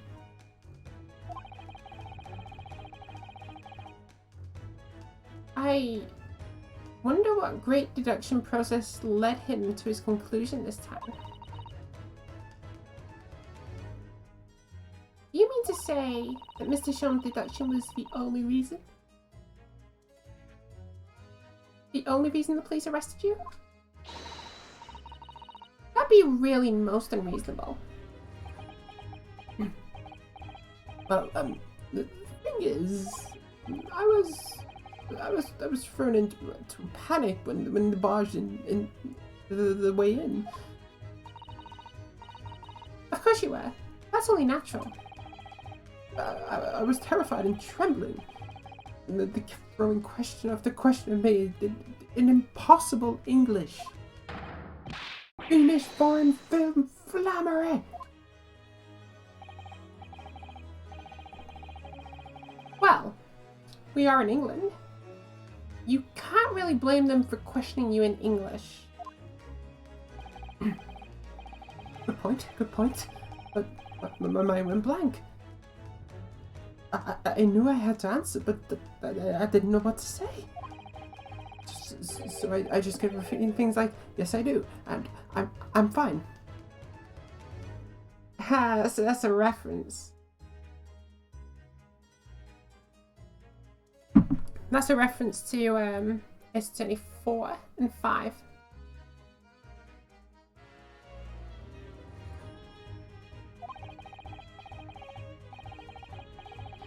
Next thing I knew, I was in manacles.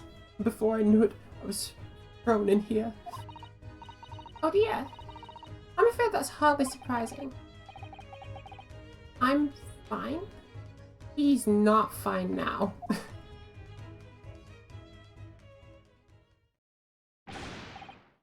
Mr. Naruhodo Esquire. Oh, you can just call me Naruhodo. And when we're speaking English, a simple Mr. is more than enough. Oh, yes, alright, yes, they've really got to me.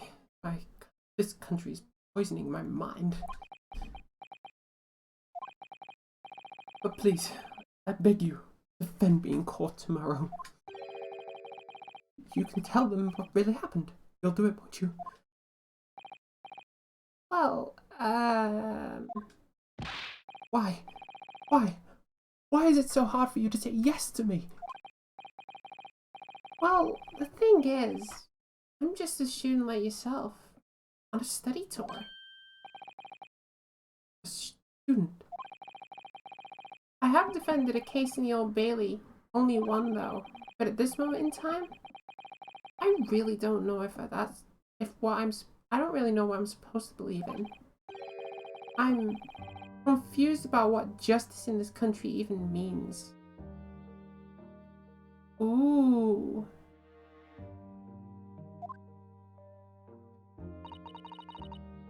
You are not such a great empire after all.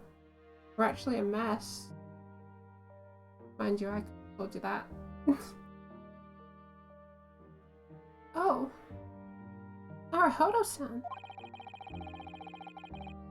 I'm not even the foreign student who was supposed to be here. I'm a sort of locum lawyer, I suppose. But that armband! That's the mark of the defense lawyer from our great empire. It's a keepsake from the man who should have been here. He was my best friend. Keepsake.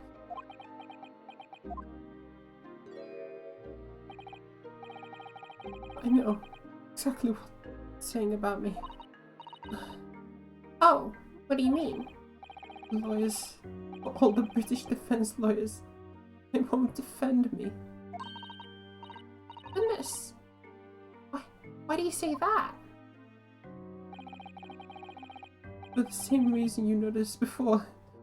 When it happened, it was only the victim and myself around. I ran away from the scene of the crime. I'm not a fool. I know it looks as though I must be the culprit. It must be very hard for you, Saseki-san.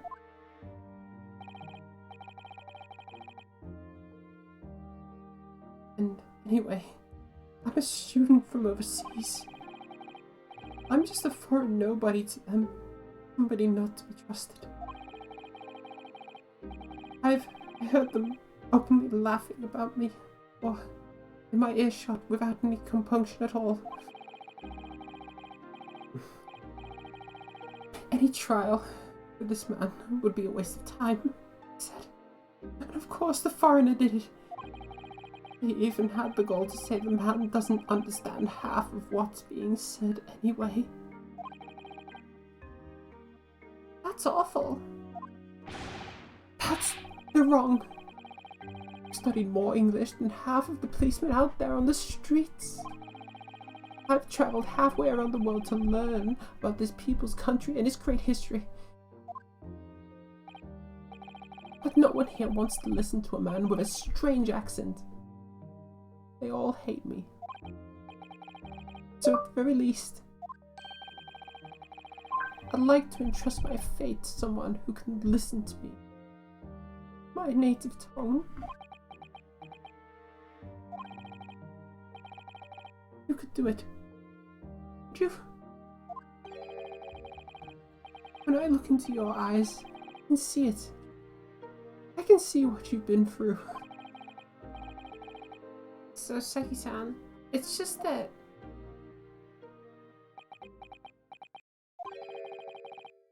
Give me a little time. Please. I'll do what I can for the time being. What do you mean? We shall investigate this case as thoroughly as possible. And if we can find some clues, it will give us a much better chance. I'm sure. Oh yes, Thank you. I'll be here, all alone, waiting for you, locum student Mr. Naruhodo Esquire. We should be going then, Naruhodo-san. We have a case to prepare for. Nice. Okay, crime scene time. And we find Herlock Sholmes. Probably hanging from that balcony.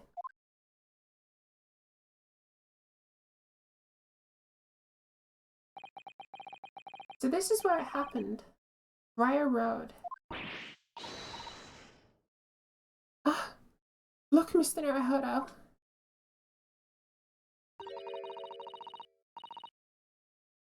Look at that regulation metal helmet. Unmistakable. The men of Scotland Yard are here. They're investigating as we speak. That's their job, you know. But Mr. Naruhodo, to see one with my own eyes? They're often depicted in the adventures of Herlock Sholmes, but I've never dreamed I'd come this close. It's a real Bobby's helmet. What? The helmet? Of course! I have to try one on one day. Well, I hope your hatty dream comes true. All the things, the hat. What's the Japanese delegation doing here? Oh, Inspector Gregson. This isn't one of the tourist trail, as I'm fairly sure you're well aware.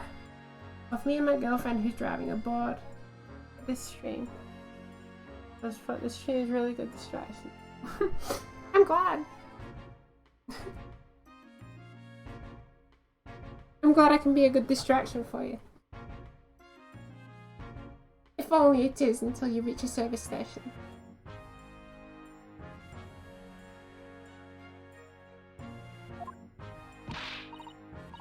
Yes, of course.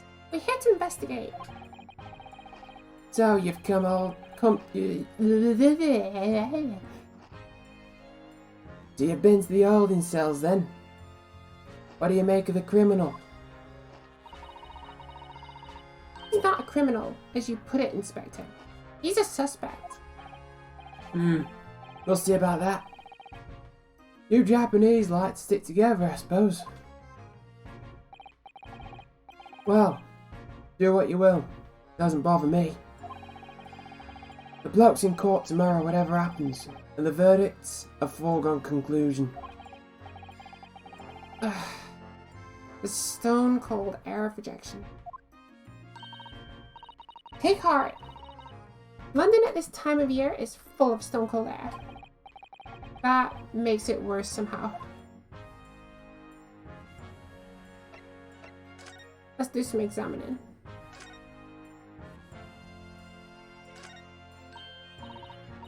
Oh, a British bicycle. Look. Although the wheel is so misshapen, I'm sure it couldn't possibly be ridden anymore. Someone must have been doing some breakneck cycling. It seems bicycles have become extremely popular in London recently. There's even a movement to change women's dress to allow them to ride as well. The bicycle fad won't last. The bicycle fad won't last. I don't see why anyone would want to ride something like that. Goodness! Do you dislike bicycles? No, not at all. I mean, it's not that I dislike them exactly. It's just that any occupation that involves taking both your feet off firm ground seems reckless. If you'd ever tried walking on stilts and falling into a river, I know you'd agree with me. We'll have to hire a bicycle sometime. You can sit behind me while I ride you around. I've travelled about 10 miles so far. Still 30 more. It is progress. It is progress. Just think, another 3 of those, and you'll be smooth sailing from there.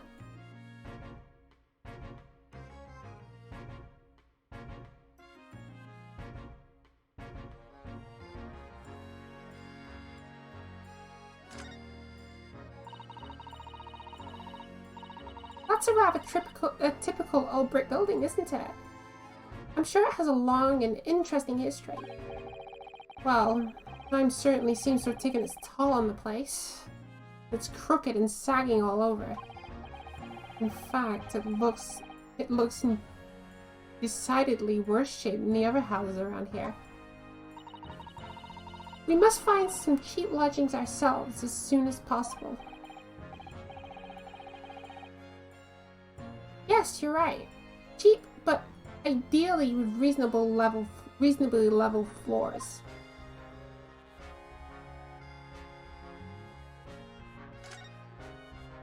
I should investigate the scene now. Snowman. What a delightful young snowman.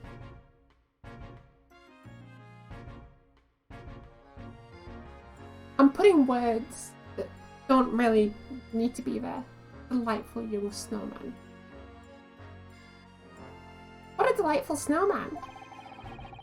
I didn't realize the English had a tradition of making snowmen as well. It looks a little creepy though. Oh, it has a scarf, look! You'd need one if you were out in freezing cold all the time. I wish I had one. I'm afraid our budget is somewhat frozen at the moment too. We certainly can't afford a scarf. Surely the snowman wouldn't miss his. But the person who made the snowman certainly would. Yeah, I know, you're right. Anyway, even if I borrowed it, it wouldn't do much to warm my neck, would it? It wouldn't snow. She can read our mind. That's weird. That's like the 3rd time she's done that. I haven't needed to pee like this for a while. I hope traffic hurries up. The bladder is small. Small. Oh, I can relate. I can relate. I think I did, a while ago, I did a Dark Souls stream. This was like the very beginning. This was like early June. I did a Dark Souls stream. And I, for some reason, had to BRB about 8 times during that stream. Now granted, it was a 9 o'clock till 4 o'clock in the morning stream, but still, that's 8 times in 7 hours? That's not good. I think I just drank too much.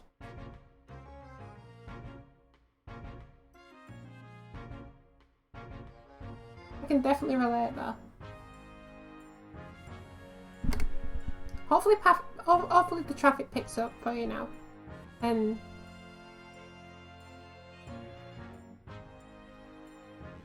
yeah.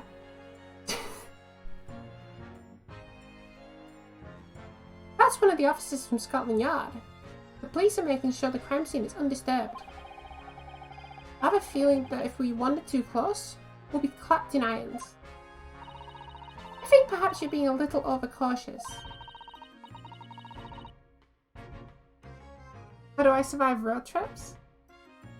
Fun fact, I don't. The longest road trip I've ever been on was roughly about 3 hours. I just make sure I don't drink beforehand. And usually I start taking a drink when I know we're like an hour from the destination. Maybe like a sip of water when you wake up, but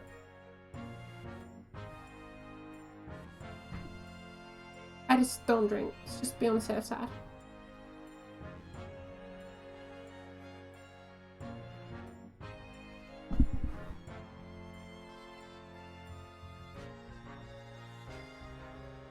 But I suppose drinking a large amount of coffee didn't help, so.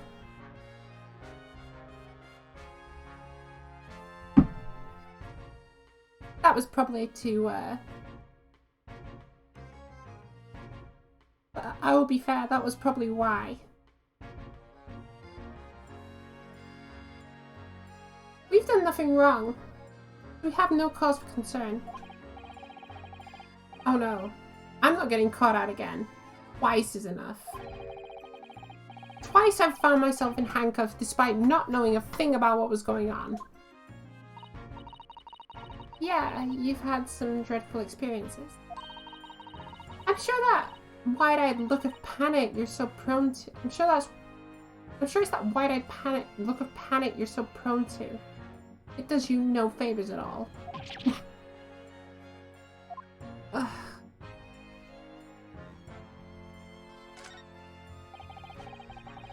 This patch of pavement must be where the incident occurred. Yeah, it's a very wide, open space, isn't it? That's true. I can't see anywhere an attacker could have been hiding. Oi! What are you foreigners doing here? Oh, just investigating the scene. Conspiring with that mustache fella from Japan, are you? Conspiring? Come here to destroy evidence, have you? Get out of here before I give you an hiding. Go on. I'll give you an hiding. You shoot us away like rats. Yeah. You should give him a wide berth, I think. What a disappointing experience.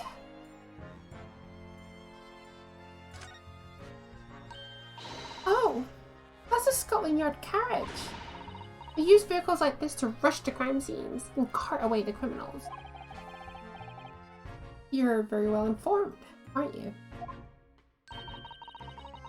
It's been a long dream. It's long been a dream of mine to ride in one of these through the streets of London. Well, just pick up a stone and throw it through one of the windows then. But that would mean being arrested in order to ride it. Wouldn't it? No. If it's the only way, I'll be find a good stone. No, no, no. I wasn't serious.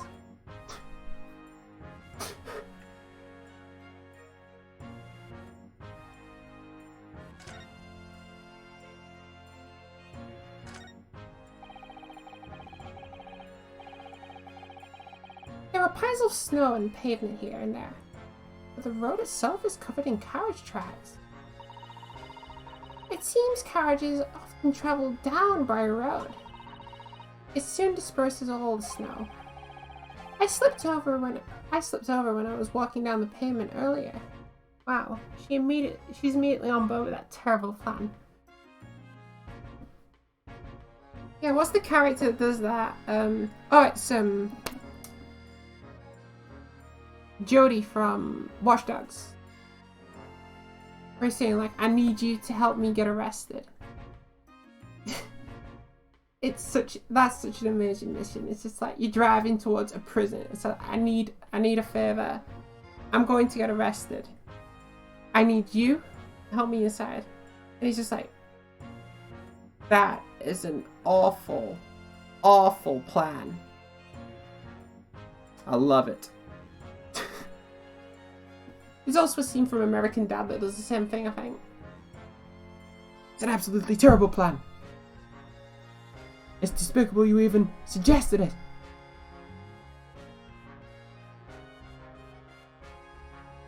I'm on board. When can you start?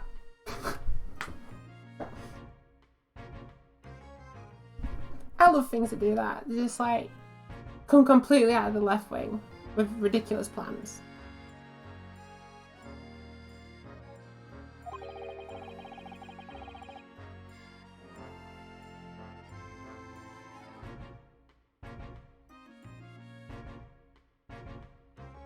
It seems like it would be far safer to walk down the road instead. Oh, but you're rather small, Mr. Naruhodo, and dressed in all black. I worry a coachman might not see you and you could be flattened by horses. Well, thank you for the rather small concern.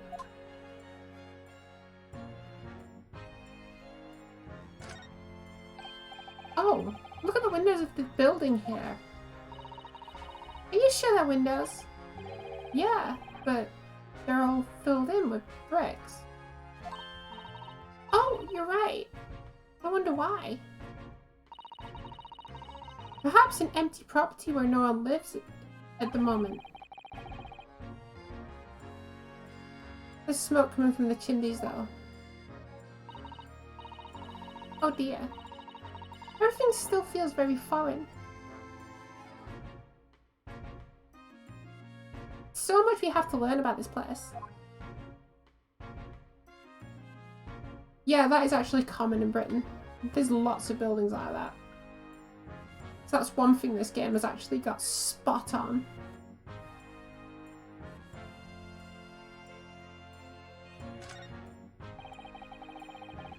The clouds look so big and heavy in the sky, don't they? And with the dense fog, everything looks hazy. If I lived in a city, I'd also want a building with no windows. True. I wouldn't want no windows though. I'd want something, at least.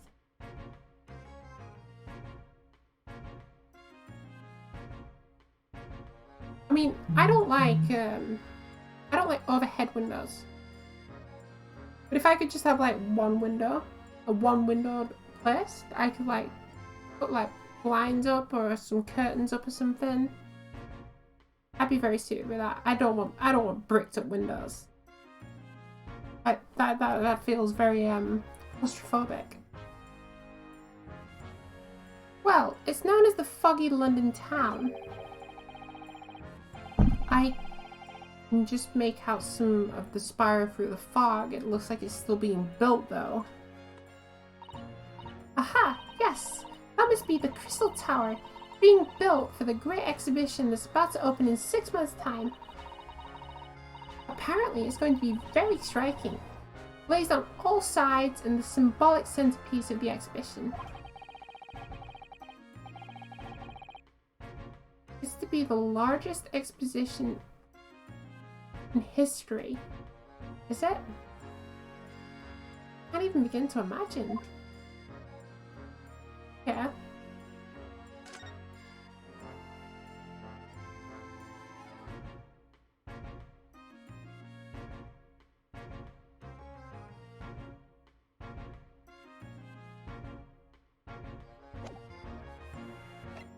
Okay, so there wasn't actually anything.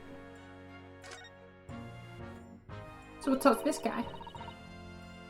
Tell me about Scotland Yard, Inspector. Ever since I read about it in the Adventures of Sherlock Holmes, I've been fascinated by the place. The Yard. The most sophisticated policing organisation you'll find anywhere in the world, Mum.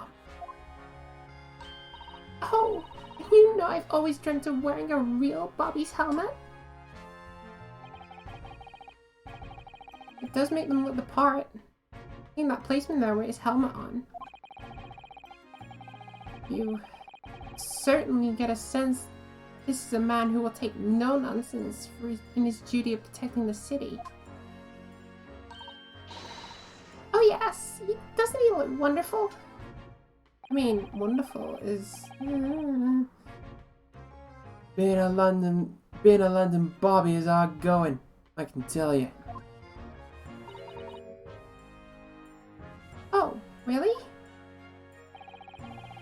First thing in the morning, you know what he does? Goes around and ruses all the labourers on his beat so he can get off to work. What? He wakes people up? Yep. Raps on the windows with a long pole. Did it myself going back a bit. I had no idea. That Bobby works for the people of the town. It's just another one of his duties.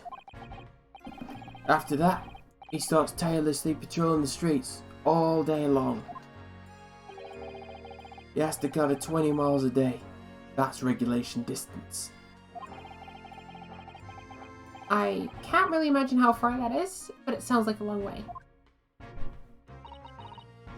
Let me see. 20 miles. That's approximately the distance from Tokyo to Yokohama. On foot? That's definitely taking things a step too far. Hey, you see what they did? And when it gets dark, of course, he has the important job of lighting all the gas street lamps. Oh my.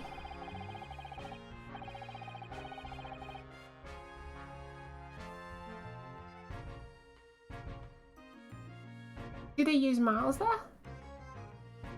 Yes, this will be old-timey Britain. Everything was imperial. So it was miles, it was fluid ounces, it was ounces, it was pounds, stones. I think that's just the baseline, and even to these days, people still use it here. Over centimeters, meters, you know, kilograms. It is surprising. I prefer it, to be honest.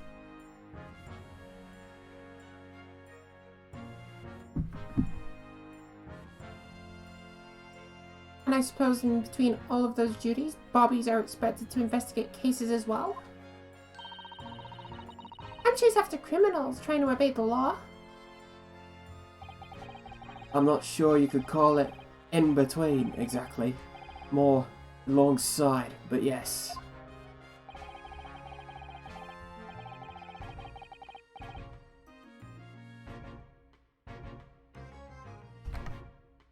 They're expected to handle their jobs as well. We do have men keel it over from time to time, I admit. I'd always dreamt of wearing one of those helmets, as I said. But it's with a heavy heart that I shall have to relinquish that dream to you, Mr. Naruhodo.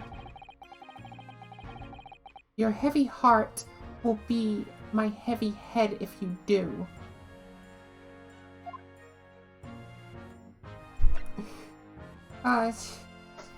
Just trying to lay off like, oh yeah, I kind of see how much work it is. I'm not gonna do it.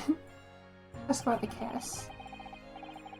It happened around 5 in the evening, 2 days ago. Just there, on that open bit of pavement. The victim, a young woman, was stabbed with a blade from behind. Is it right that the lady is still unconscious now? You mentioned that she was being treated in the hospital. I never said she was a lady. Truth is, unless she comes around pretty smartish, we won't be able to find out much about her at all. I suppose that means we haven't been able to take a statement from her, of course. Here's a map of the local area. I happen to have on me. You can take it if you want. Really? Are you sure? It's yard policy to give lawyers defending suspects the odd bit of information to go on.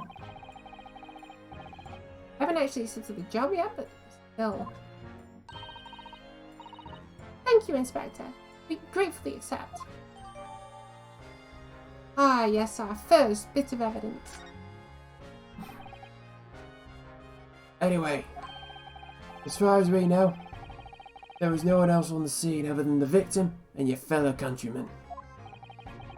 Who did it, do you think? Not much of an head scratcher, is it?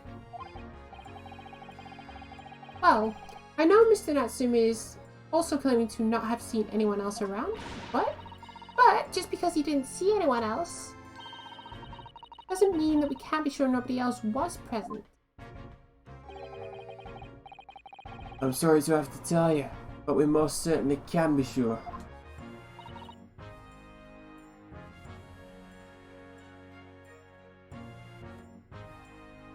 Give me a moment, let me finish this coffee. It's gonna go cold otherwise.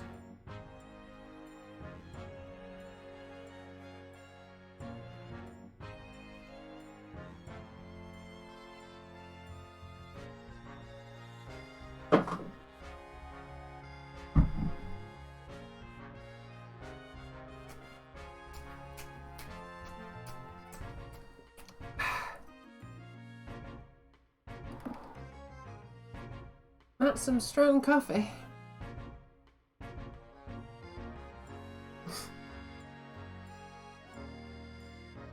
Ow! Because, Mum, the precise moment of the stabbing didn't go unnoticed. What? We have two very reliable witnesses, no less.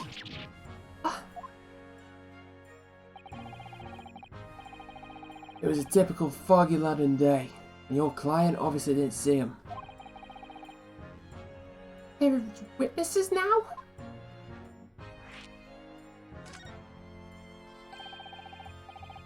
Who are these witnesses, Inspector? A fellow and his wife. And the man's one of the most reliable and respected citizens in all of London. He's a copper from Scotland Yard. A policeman? That might change things. And this policeman just happens to be there at the exact moment the woman was attacked? Nothing particular about it, Mum. Part and parcel of being a bobby. Catching them, banging the act and all that. Do you think it might be possible for us to ask that policeman a few questions? Be my guest. You can ask him what you like. In court tomorrow. I've no doubt he'll be summoned as a witness. So, that'll give you something to look forward to. That's that then. He's got no intention of letting us meet the man beforehand, it seems. The policeman witnessed the incident. As your judicial assistant, I must warn you that this could make our job very difficult indeed. Yes, as a non-judicial assistant, I could have warned me of that too. Oh yeah, one more thing, Inspector. What? The person who led you to the suspect, I hear that was Mr. Sherlock Sholmes. What are you bringing him up for? Was it something I said? The colour is drained from his cheeks.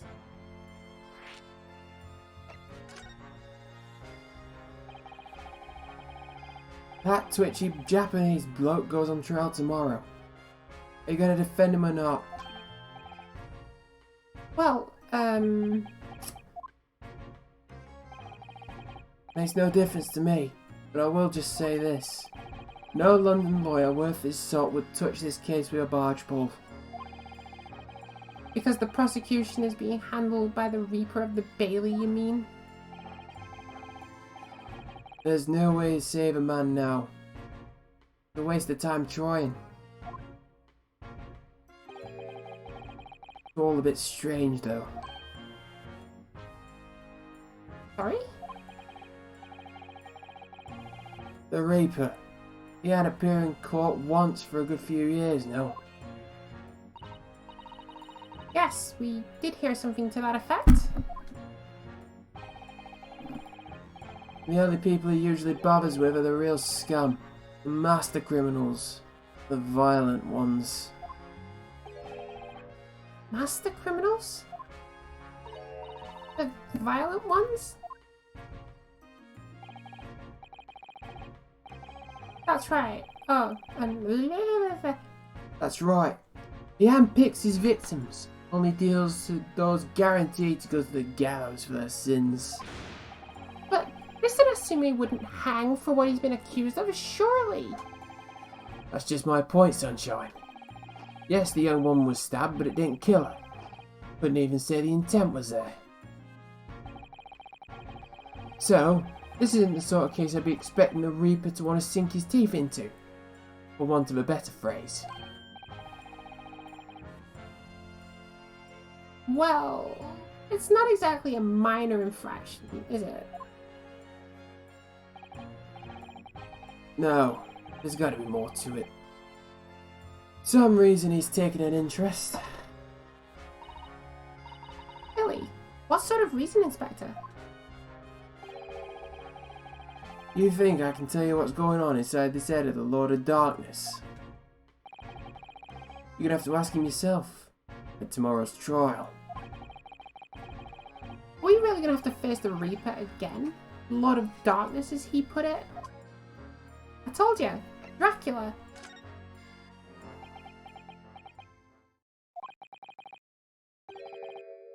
Who'd you hear that name from? Oh, well, it was Mr. Natsume who mentioned it. He said Mr. Sholmes was with the police when they entered his lodgings. I'm sure it was a result of one of Mr. Sholmes' inspirational crate deductions. Fiddle faddle.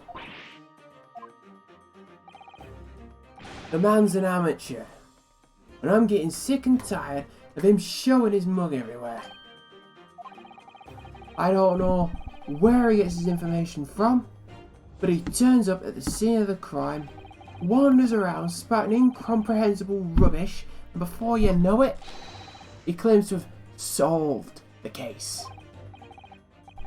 Yes, he's quite astounding, isn't he? That is exactly what he does. Perfect. He is a great help to Scotland Yard, though, isn't he? Gibble gabble. Ever seen this before? Oh yeah, that's Rance Magazine. A wonderful publication in which the adventures of Herlock Sholmes appears. Yes, well, that wonderful publication, as you put it, sees fit to include several of the Oz detectives in its stories. And the so-called Great Detective makes a mockery of all of us.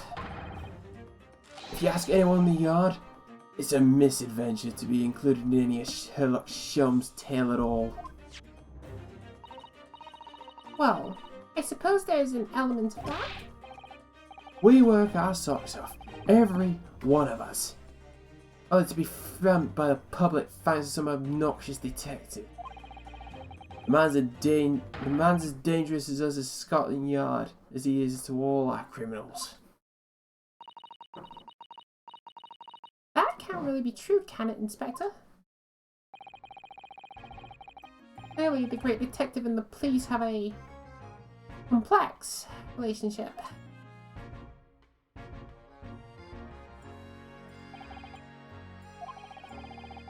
I don't think we're getting any more useful information out of the detective. Mr. Naruhodo, can I make a suggestion? Oh, yeah, what is it? Well, it seems to me that we must speak to him about this. By him, do you mean Mr. Sholmes? Yes, Mr. Herlock Sholmes. Exactly. Look at those shining eyes. You can't wait, can you? Well, Mr. Natsume did blame Mr. Sholmes for all of this, didn't he? Yes, he did. He really did. Which makes him an involved party in the case. Are you just going to ignore that? I hope not. I assure you, it's not simply my selfish desire to meet with Mr. Sholmes again. The trouble is, we have no idea of the man's address. It's Baker Street. How did you know that? It's in the stories, of course. 221B Baker Street. The most famous address in the world. Oh, I see. Well, there's nothing to stop us from going, I suppose. We better try and find our way there before Suzuto-san gets any more excited and unpredictable. Hurrah!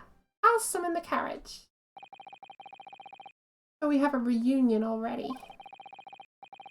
The great detective, Mr. Herlock Sholmes. Here he is. New location has been added. Pinch me, I must be dreaming. I don't think it's a dream. Ooh, cutscene.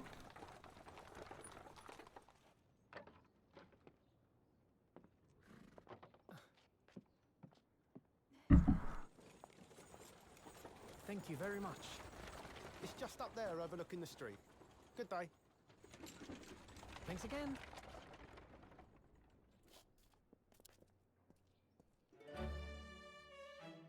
This is it. The residence of Mr. Herlock Sholmes.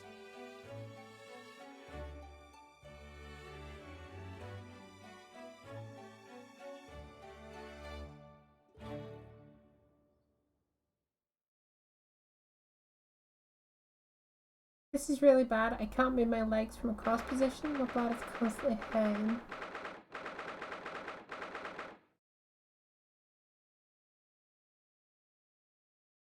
That isn't good. That isn't good. Surely you've made some more progress though, right?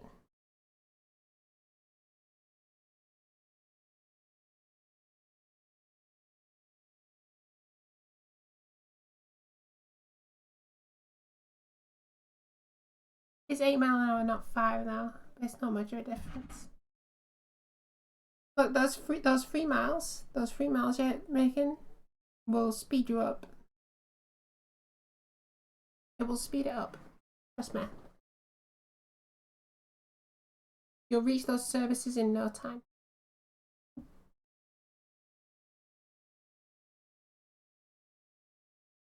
$23 miles left. Ah.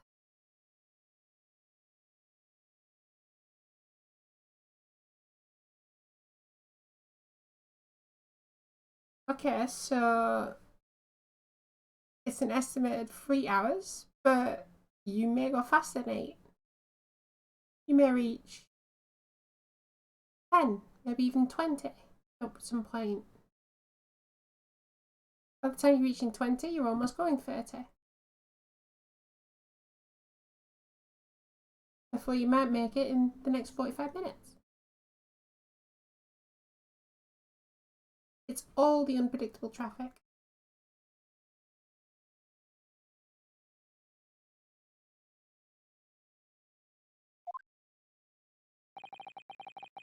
So, this is where the great detective makes his living. It feels surreal to be.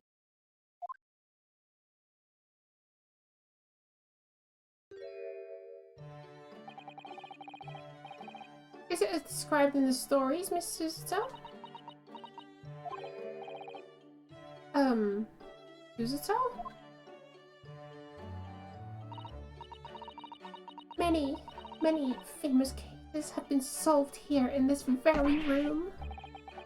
Oh, I suppose they must have been, yeah. I've never read the stories, so it's hard to get quite as excited about it as she is.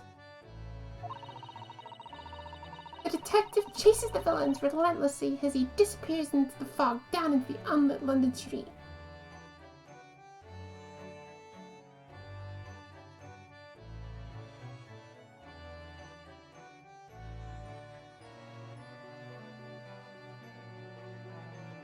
It seems a bit rough.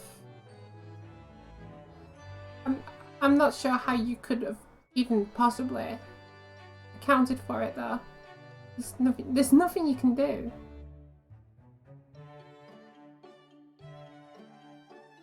Unless there is somewhere else earlier that you can come off that dual carriageway.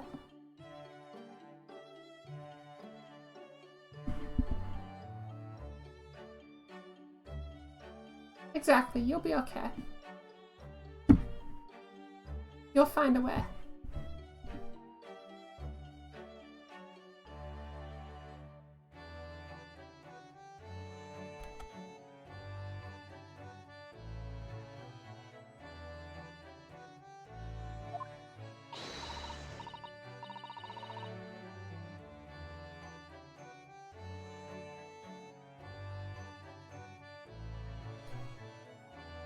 Oh, the thrill of it all, the romance, the romanticism.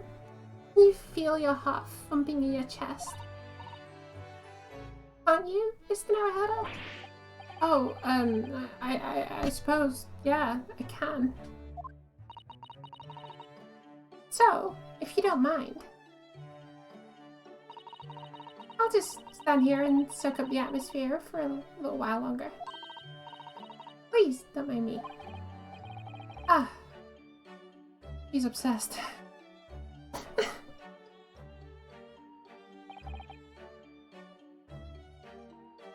Well, it looks like our detective friend isn't home at present. Excuse me, anyone home?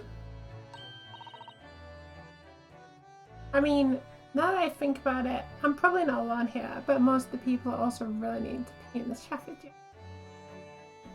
Well, the fact that you've already been stuck in it for quite a while, and, you know, it's been 2 hours since initially. I can imagine a good lot of people are going to come off that same services as you, and they're just going to rush to the bathroom.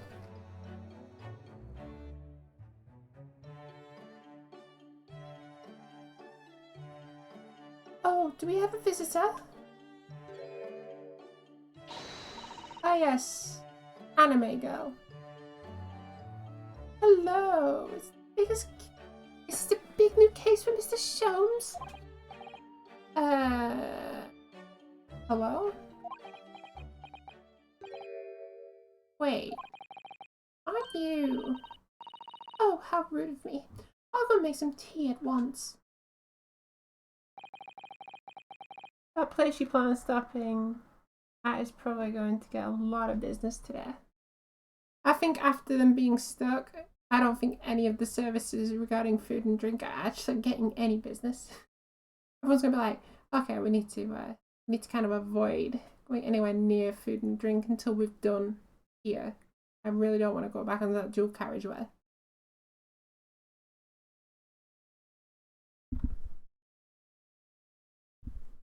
Although if they pay for toilets, hey, someone's making money today.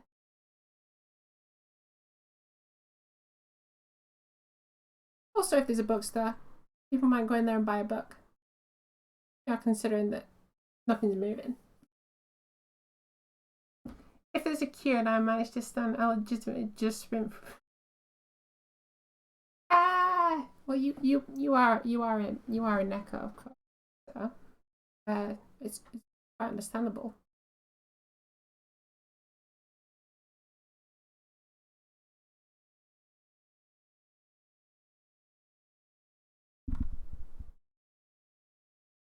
Buy something if you just. I mean, I don't know. I've walked into a place before and just walked straight back out afterwards. I mean, it might be a courtesy, but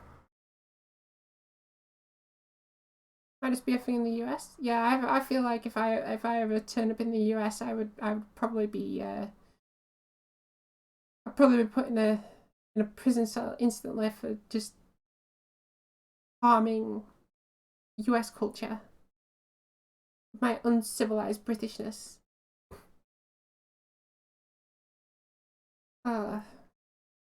Not that I get like I'd end up getting thrown in for like jaywalking or something.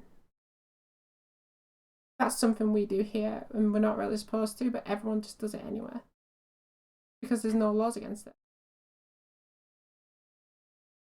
It's like you go overseas and it happens.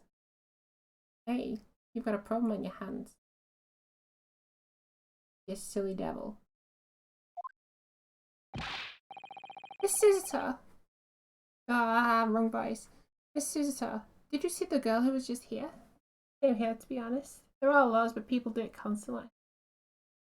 I don't know. You know, I see it this way. The best instance of this is there is a show over here that ran in the 90s, 80s, 90s.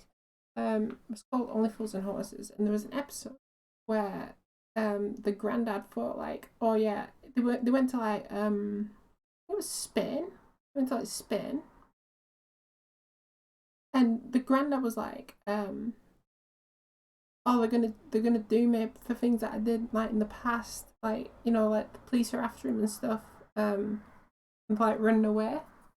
That's great. If I could ever show any of those episodes on here, I'm going to, because it's absolutely brilliant.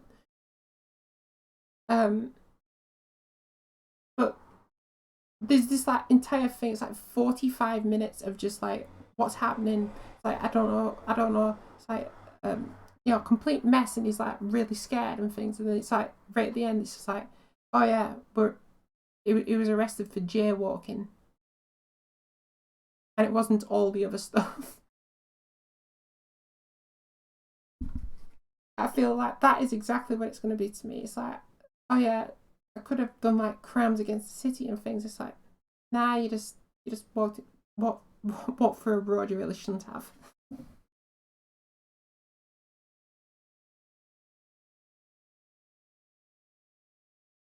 Miss Suzuta, is this the girl who was just here?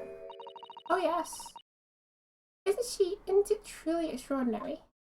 To think that the King of Bohemia came to this very room to ask Mr. Sholmes to take on his case.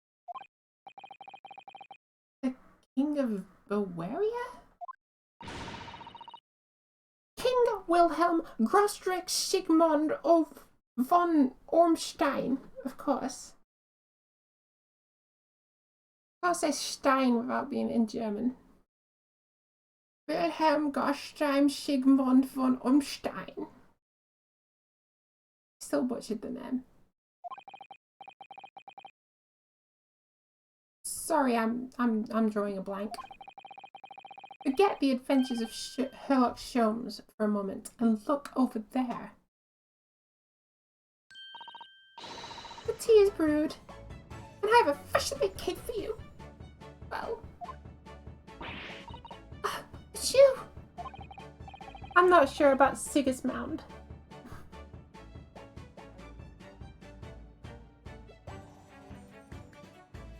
Sigismund. I don't know, it just feels like there's way too many names in that one name.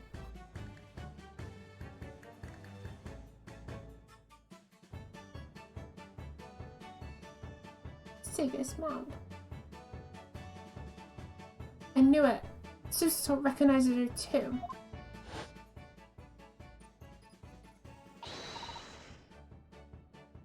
Ah, there you are. And taking that with you as well? I was looking forward to a trial one with my experimental smoke grenade launcher. I don't know why I'm giving her a super posh accent, but that's what I'm going for, because I'm not doing another lolly accent. Not a chance. That's going to be super straining because I feel like she's going to be the main, like one of the main characters.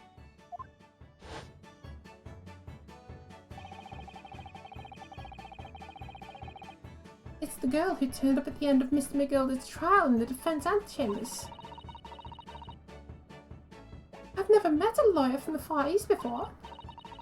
Or you, having to get straight to work when you've only just arrived in London. Yeah, it was challenging. Well, try this tea. It's my special blend, you know. Thank you? Is he supposed to look that colour?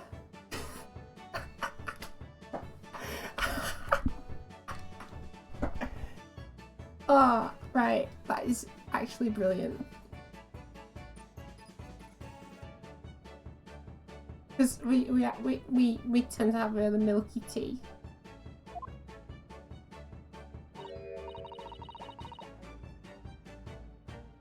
Oh my! What a fragrant yet mellow flavor.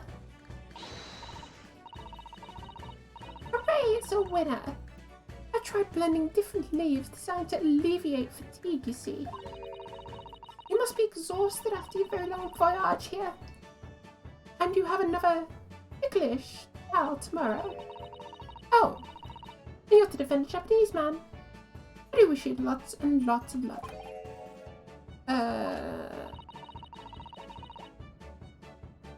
Did Mr. Shelms tell you about us by any chance? Oh, you know Hurley, do you? Hurley? Mr. Shelms to you, surely. Mr. Shelms is a fellow passenger on the boat that brought us to Great Britain, you see. Was he really? I had no idea. I'm afraid Hurley's out on an errand again today, even though he's just returned from overseas. Wait a minute. We met this girl for the first time ever yesterday after the trial, and only briefly at that. I wonder if does she know so much about us? Did she deduce all those things? I think. And perhaps, more to the point,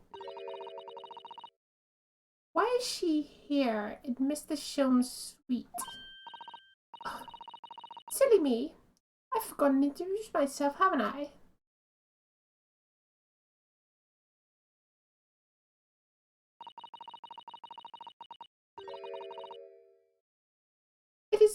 It's a great pleasure to meet you both. My name is Iris Wilson. I live here together with Hurley. Ah, Iris, is it? What a lovely name. What's the matter? Oh, wait, this can't be. Did you say that your name is Wilson? What's the matter with Suzuto-san? Why is she so flustered all of a sudden? Get ready for this. Yes, that's right. And what are your names? Oh, I'm Ryunosuke Naruhodo, a lawyer from Japan. Sorry. I'm Mr. Naruhodo's judicial assistant, Suzuto Mikutaba. Wonderful to meet you. Lovely. Susie and Bruno. Got it. Susie and Bruno.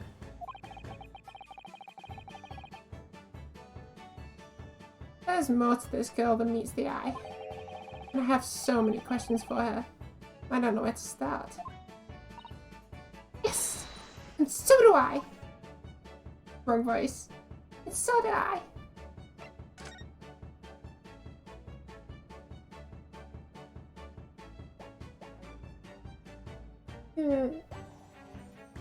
Ah! Well, that was a bit convenient. About that, I genuinely don't know what I can recommend. This, don't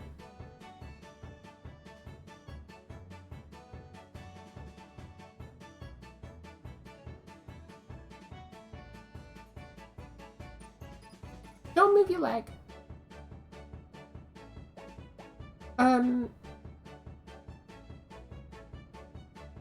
Try and sit like completely upright.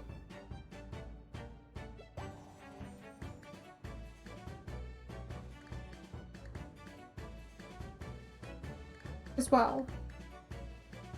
That's one tip I can give you. Just have to hope the traffic picks up, or we can find an alternate solution for you. But I'm not exactly going to tell you to get out onto the dual carriageway and just do something.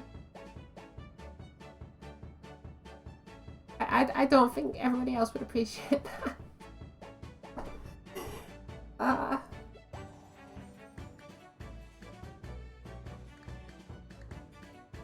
Although you're probably getting some entertainment. It's better than me stuck in traffic, I guess.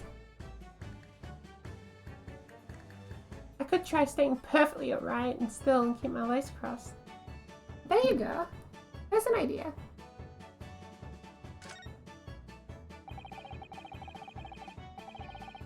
It was you that we ran into yesterday, wasn't it? At the Old Bailey? Yes, that's right. You were ever so helpful. Thank you so much. Oh, no, not at all. I'm so sorry we couldn't have been more welcoming. Though at the time...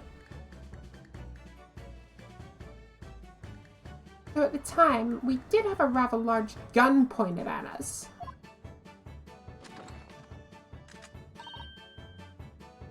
Like this?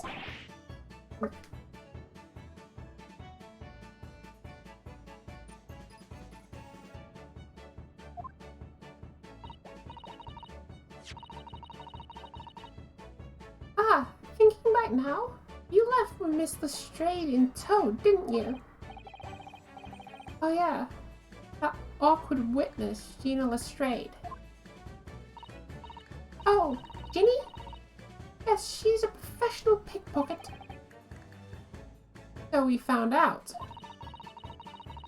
It's very naughty of her to pinch my invention like that. Are you referring to that trial-disrupting gun-like contraption? Exactly. So I followed her, you see, to get her back. Perhaps I should think about fitting a more self-destruction mechanism in my inventions. At a point where if I use a bag or a waterproof coat,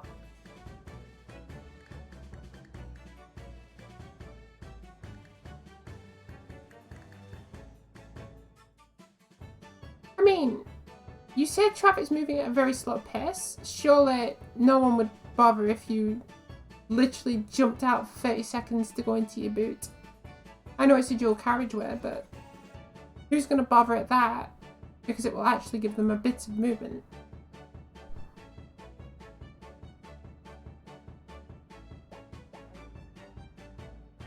And plus then you can rectify your problem as well.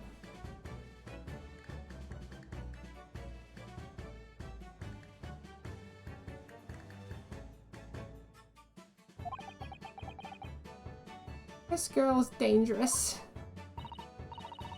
Anyway, I brought Ginny back here after all that, so she could apologise to my trusty technician. Sorry, your technician. Hurley, of course, silly. Hurley. Yes, Herlock. Herlock Sholmes. We live together here. I had no idea the great detective had such an interesting young daughter. Daughter? Not likely. What?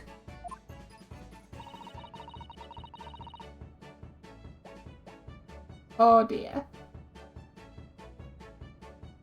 I don't like where this is going. I wouldn't call him Hurley if he was my father, would I? Well then, what's your relationship with Mr. Sholmes? Well, I expect you found out that lodgings of any kind in London are very expensive. So the solution is to share the cost with a partner, a roommate. Bumper to bumper traffic because everyone is moving at an even pace. Kind of awkward to stop. Well, maybe like the best way to do it, I know it's bumper to bumper. What you can do is you have the hazards button You could put the hazard button on, indicate that you're stopping, and quickly jump out and get into the boot and get the bags and just jump back in and turn your hazards off. That's what we do. We don't respect trafficking laws. We're apparently the most well-righteous country. You know, we're one of the very few countries that drive on the left-hand side because we're idiots. But we're not idiots. We just like to feel special. But we have no respect for trafficking laws.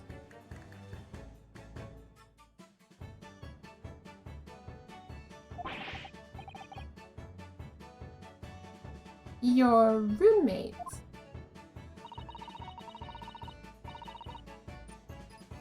I hope you don't mind me asking this, Iris, but how old are you? 10. At last this year. Well, what of your mother and father? Oh no, they're not around. Oh, I see. I know what the story is there. The story is that Herlock Sholmes murdered them, and this is his way of getting repent.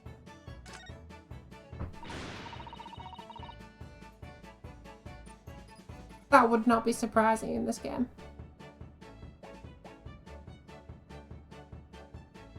Oh yeah, there's something I must ask you. Of course, of course. Go ahead, Susie. I'm a very great fan of the Adventures of Herlock Sholmes, and oh, you have a copy of Rance magazine? Yes, I do. I read every issue. It's delivered all the way to Japan on the ship. Oh, this is so exciting. My stories are being read on the other side of the world. My stories. That's right. Ellie's always solving such amazing cases, you see. He tells me all about them. They really are quite fascinating.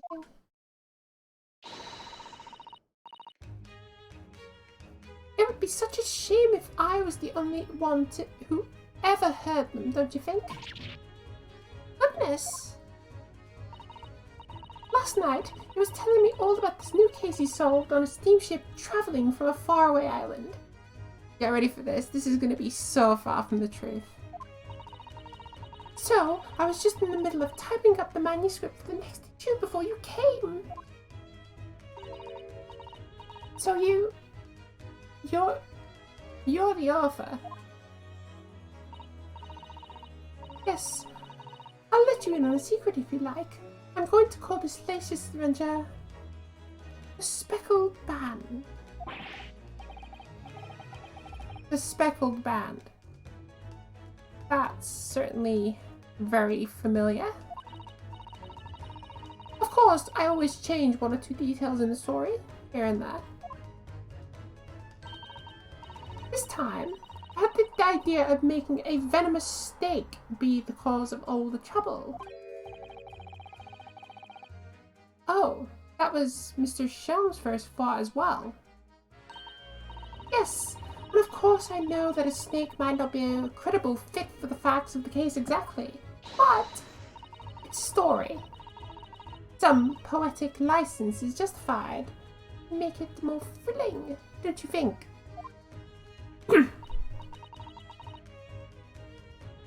So, do you mean to say, are the stories about Mr. Sholmes that are published in Rance magazine all written by me, yes, on my wonderful and very modern typewriter?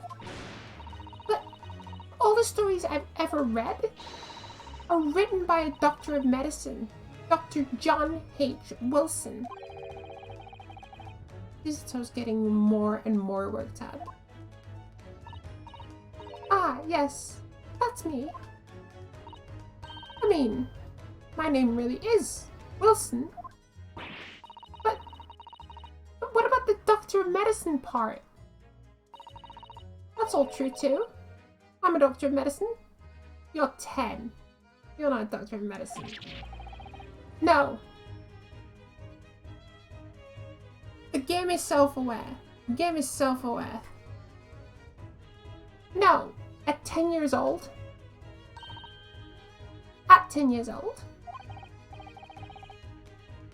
Well, that's quite incredible. But Dr. Wilson is an English gentleman. Yes. I did alter the setting slightly for the stories to be more compelling. Oh!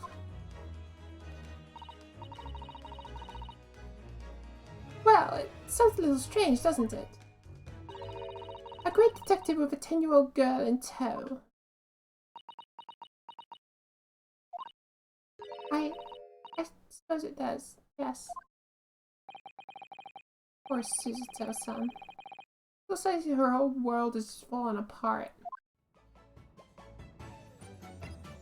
She's finally learning that the entire thing is just a fraud. About before. Yes. What's on your mind, Bruno? Do tell. How did you know that I was a lawyer and we just arrived in London, I mean? Yes! Oh, and we have that difficult trial tomorrow. How did you know all that? Oh, that's what you mean. Please, tell us how you did it. Explain every detail. Of course, I'd be delighted. Although, there's really no mystery. Now, begin.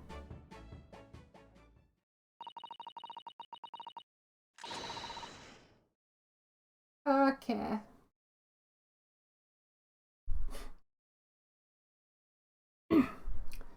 Iris Wilson is proud to present her logic and reasoning spectacular. First of all, I knew that you were a lawyer, Bruno. After all, I met you yesterday in the Old Bailey in the defendant's antechamber. But you also said that we only just arrived in London. How did you know that? I observed the passport and travelling ticket protruding from your breast pocket. Oh. So I was reasonably confident that you had only just arrived in the country. And on top of that, you accepted a case against a particular prosecutor, telling me you were unaware of London's court affairs. A Reaper of the Bailey. Rocked right into that one, didn't I? Then I noticed a red ink stamp on the back of Susie's hand. You were given when you visited the local prison to meet with your suspect, weren't you? Earlier today. They use those stamps to keep a close eye on comings and goings, you see. I didn't realize. And the red stamp is only used for people visiting foreign inmates.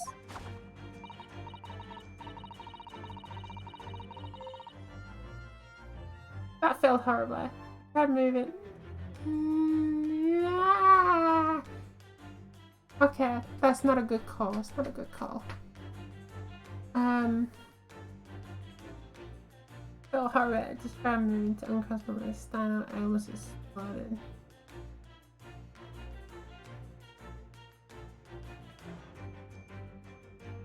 Oh, you're really in a... You are in a pickle there.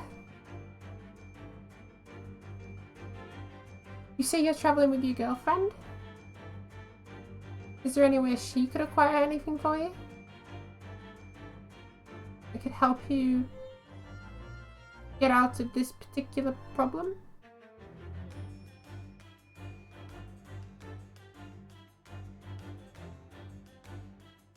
So, that told me even though you'd only yesterday concluded the trial of Magnus McGilded, two of you had already had cause to visit a foreign inmate at a local prison. However, neither of you were wearing a particularly sad expression on your face. I concluded the prisoner was unlikely to be a friend or relative. At That led me to believe you must have accepted a new case. I see. But how could you have known the trial was tomorrow? Well, having been home for a few hours yesterday, Ellie solved yet another case. It obviously amused him. He told me that he caught a Japanese man who was bawling and trembling. A Japanese man? Well, clearly he must have been Mr. Natsume. Now, Renoa has that fancy Japanese sword. And I think your outfit is called a kimono, isn't it, Susie? Well, anyway, it was clear to me that both of you came from Japan yourself. So I just put two and two together and decided you must be defending a Japanese man Hurley caught. And there's only one conclusion those facts could lead me to. You both came here to ask Hurley about the case. You know what? She's a better detective than Sherlock Holmes is. Sherlock Holmes is. It's insane. We'd have to go in for like some mad deduction. You couldn't even get into the position to use the bag. She's a much better detective. And she's 10. Ellie is always stabbing his nose with a knife. You know, he is silly. And that's all there was to it, really.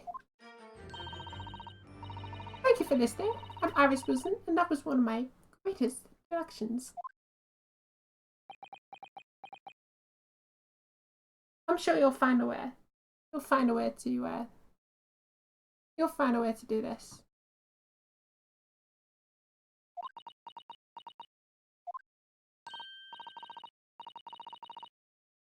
Well, was it a winner?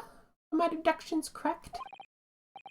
They were spot on. That was amazing, Iris. Truly a great deduction. You even managed the certain something of Mr. Sholmes' delivery. Oh, well, I was just copying Hurley's style for that. This is really good news. You could tell us about the case involving the Japanese man. You will, won't you, Iris? Please?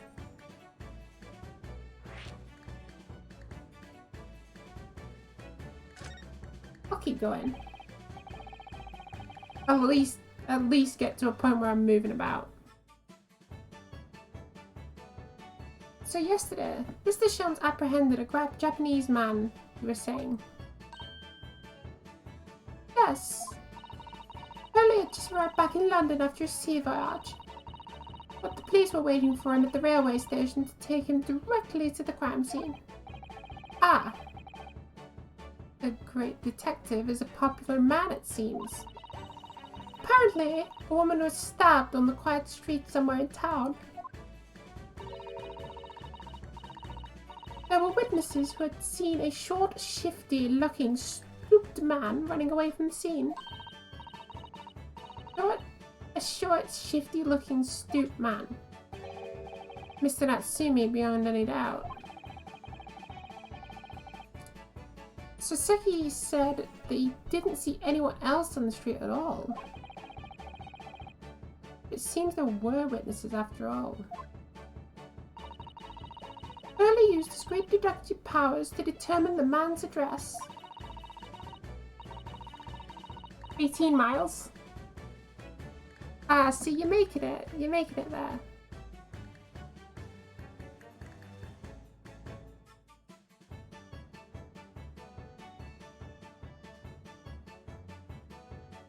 Not long to go.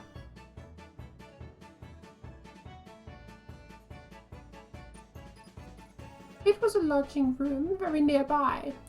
We went directly there with the police. And what did they find? A short, shifty-looking stood man, shivering in fear. Mr. Sholmes' great deduction clearly hit the mark that time. Of course it did. He's a great detective. Still, that means the incident occurred only 2 days ago. Surely tomorrow is too soon for a trial, isn't it? Definitely. We have no time to investigate properly. Bertie says that London is rife with crime.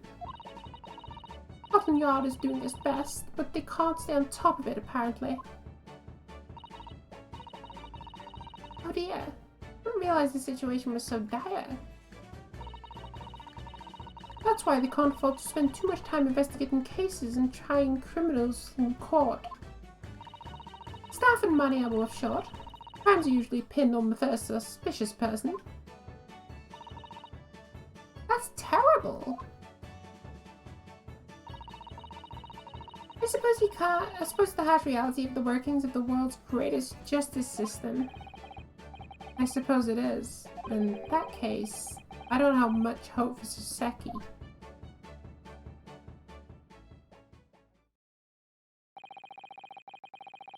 Thank you for answering so many of our questions, Iris. It's been very informative.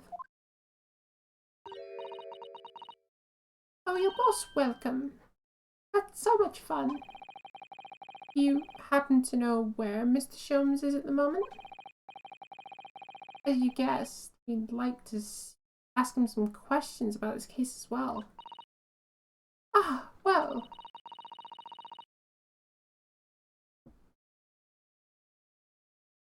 He feels extremely sorry for you. I feel extremely sorry for you. Because I know the pain.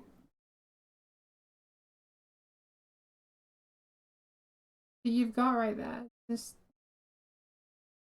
nothing you can do.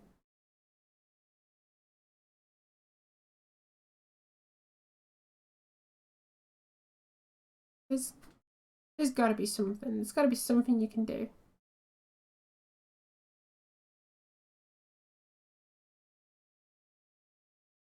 I expect Hurley is still investigating the scene. Of the case involving Mr. Natsume, you mean? Yes, Mr. Natsume. Hurley said he was going to the man's lodgings. If you leave now, you'll probably catch him there. Iris, do you know where the lodgings are? Well, I imagine the police are investigating the scene of the crime themselves, aren't they? Did you happen to come across a detective by the name of Gregson while you were there? Yes, we know Inspector Gregson. Ah, goody. In that case, give Gregsy this from me, would you? If you do that, I'm sure he'll tell you what you want to know. What is this? A 5-shilling piece and a postcard, it seems.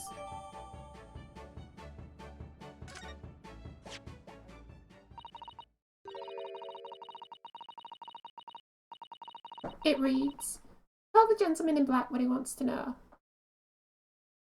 I trust that won't be a problem. Gosh, this'll make the inspector help us, will it? Well, thank you, Iris. We'll give it a try.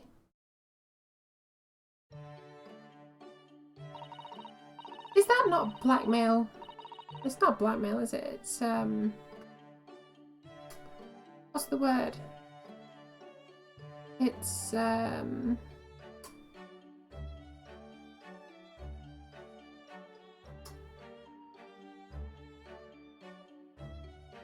can't think of the word. You're paying someone for information. It's not right. Good luck then. I'm going to return to writing my manuscript, The Speckled Band. And I'm making more special blends of tea. You'll come back again. You'd be delighted. Thank you so much, Iris. Bribery, that's it. That's the word. My brain isn't working, it's past midnight. Well, Mr. Naruto, it's back to the scene of the crime.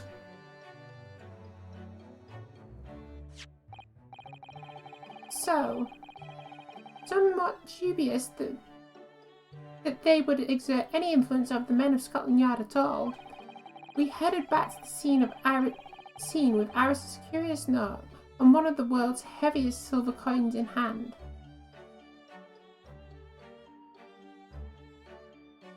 Oh, and look at that! Perfect.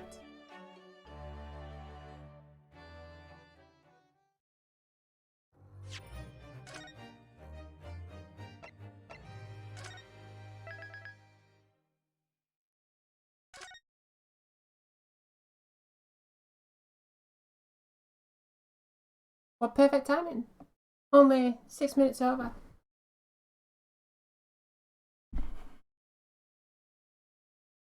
Nice. I think that's me clocked out for the day. Every muscle in my lower body is tense. Ah! I'm sure you'll be fine. I'm sure you'll figure something out. Some way of dealing with it. If you find a turn off, any form of like turn off this carriageway, anything at all, take it, because you'll probably be able to find some way you can fix the problem. Unfortunately, I have to head off. So I can't stick around and be the distraction anymore.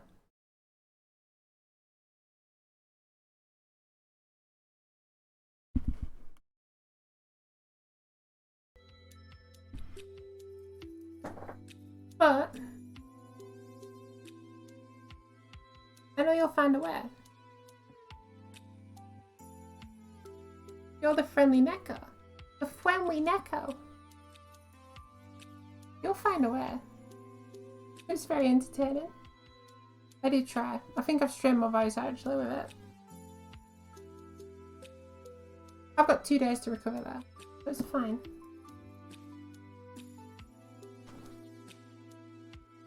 I try and be entertaining wherever I can be.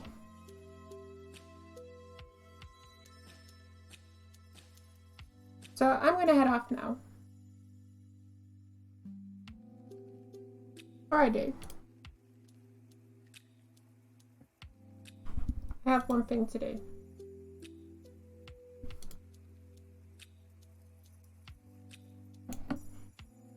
Let me see. Unfortunately, no one's live, so I don't know what I can do there. I was going to drop a raid, but again, no one's live. So I'm going to head off now. Neko, I hope you can find a very quick solution to your problem. It really seems like you need it at this point. Thank you for sticking around in this weird little space we have for 3 hours every Tuesday.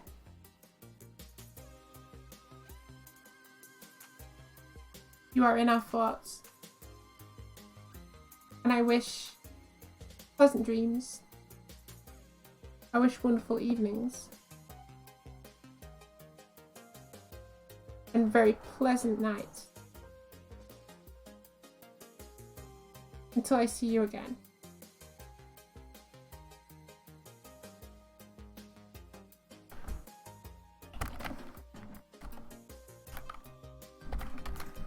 With all the hearts, I need somewhere closer than this service station for definite. You will make it. You will make it.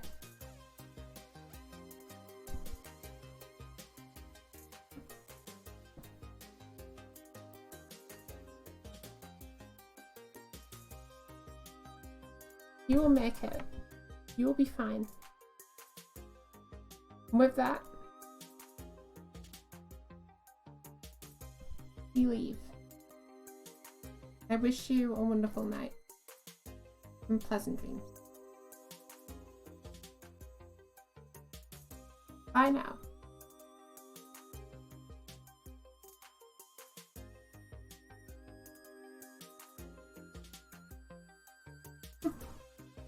Thank you.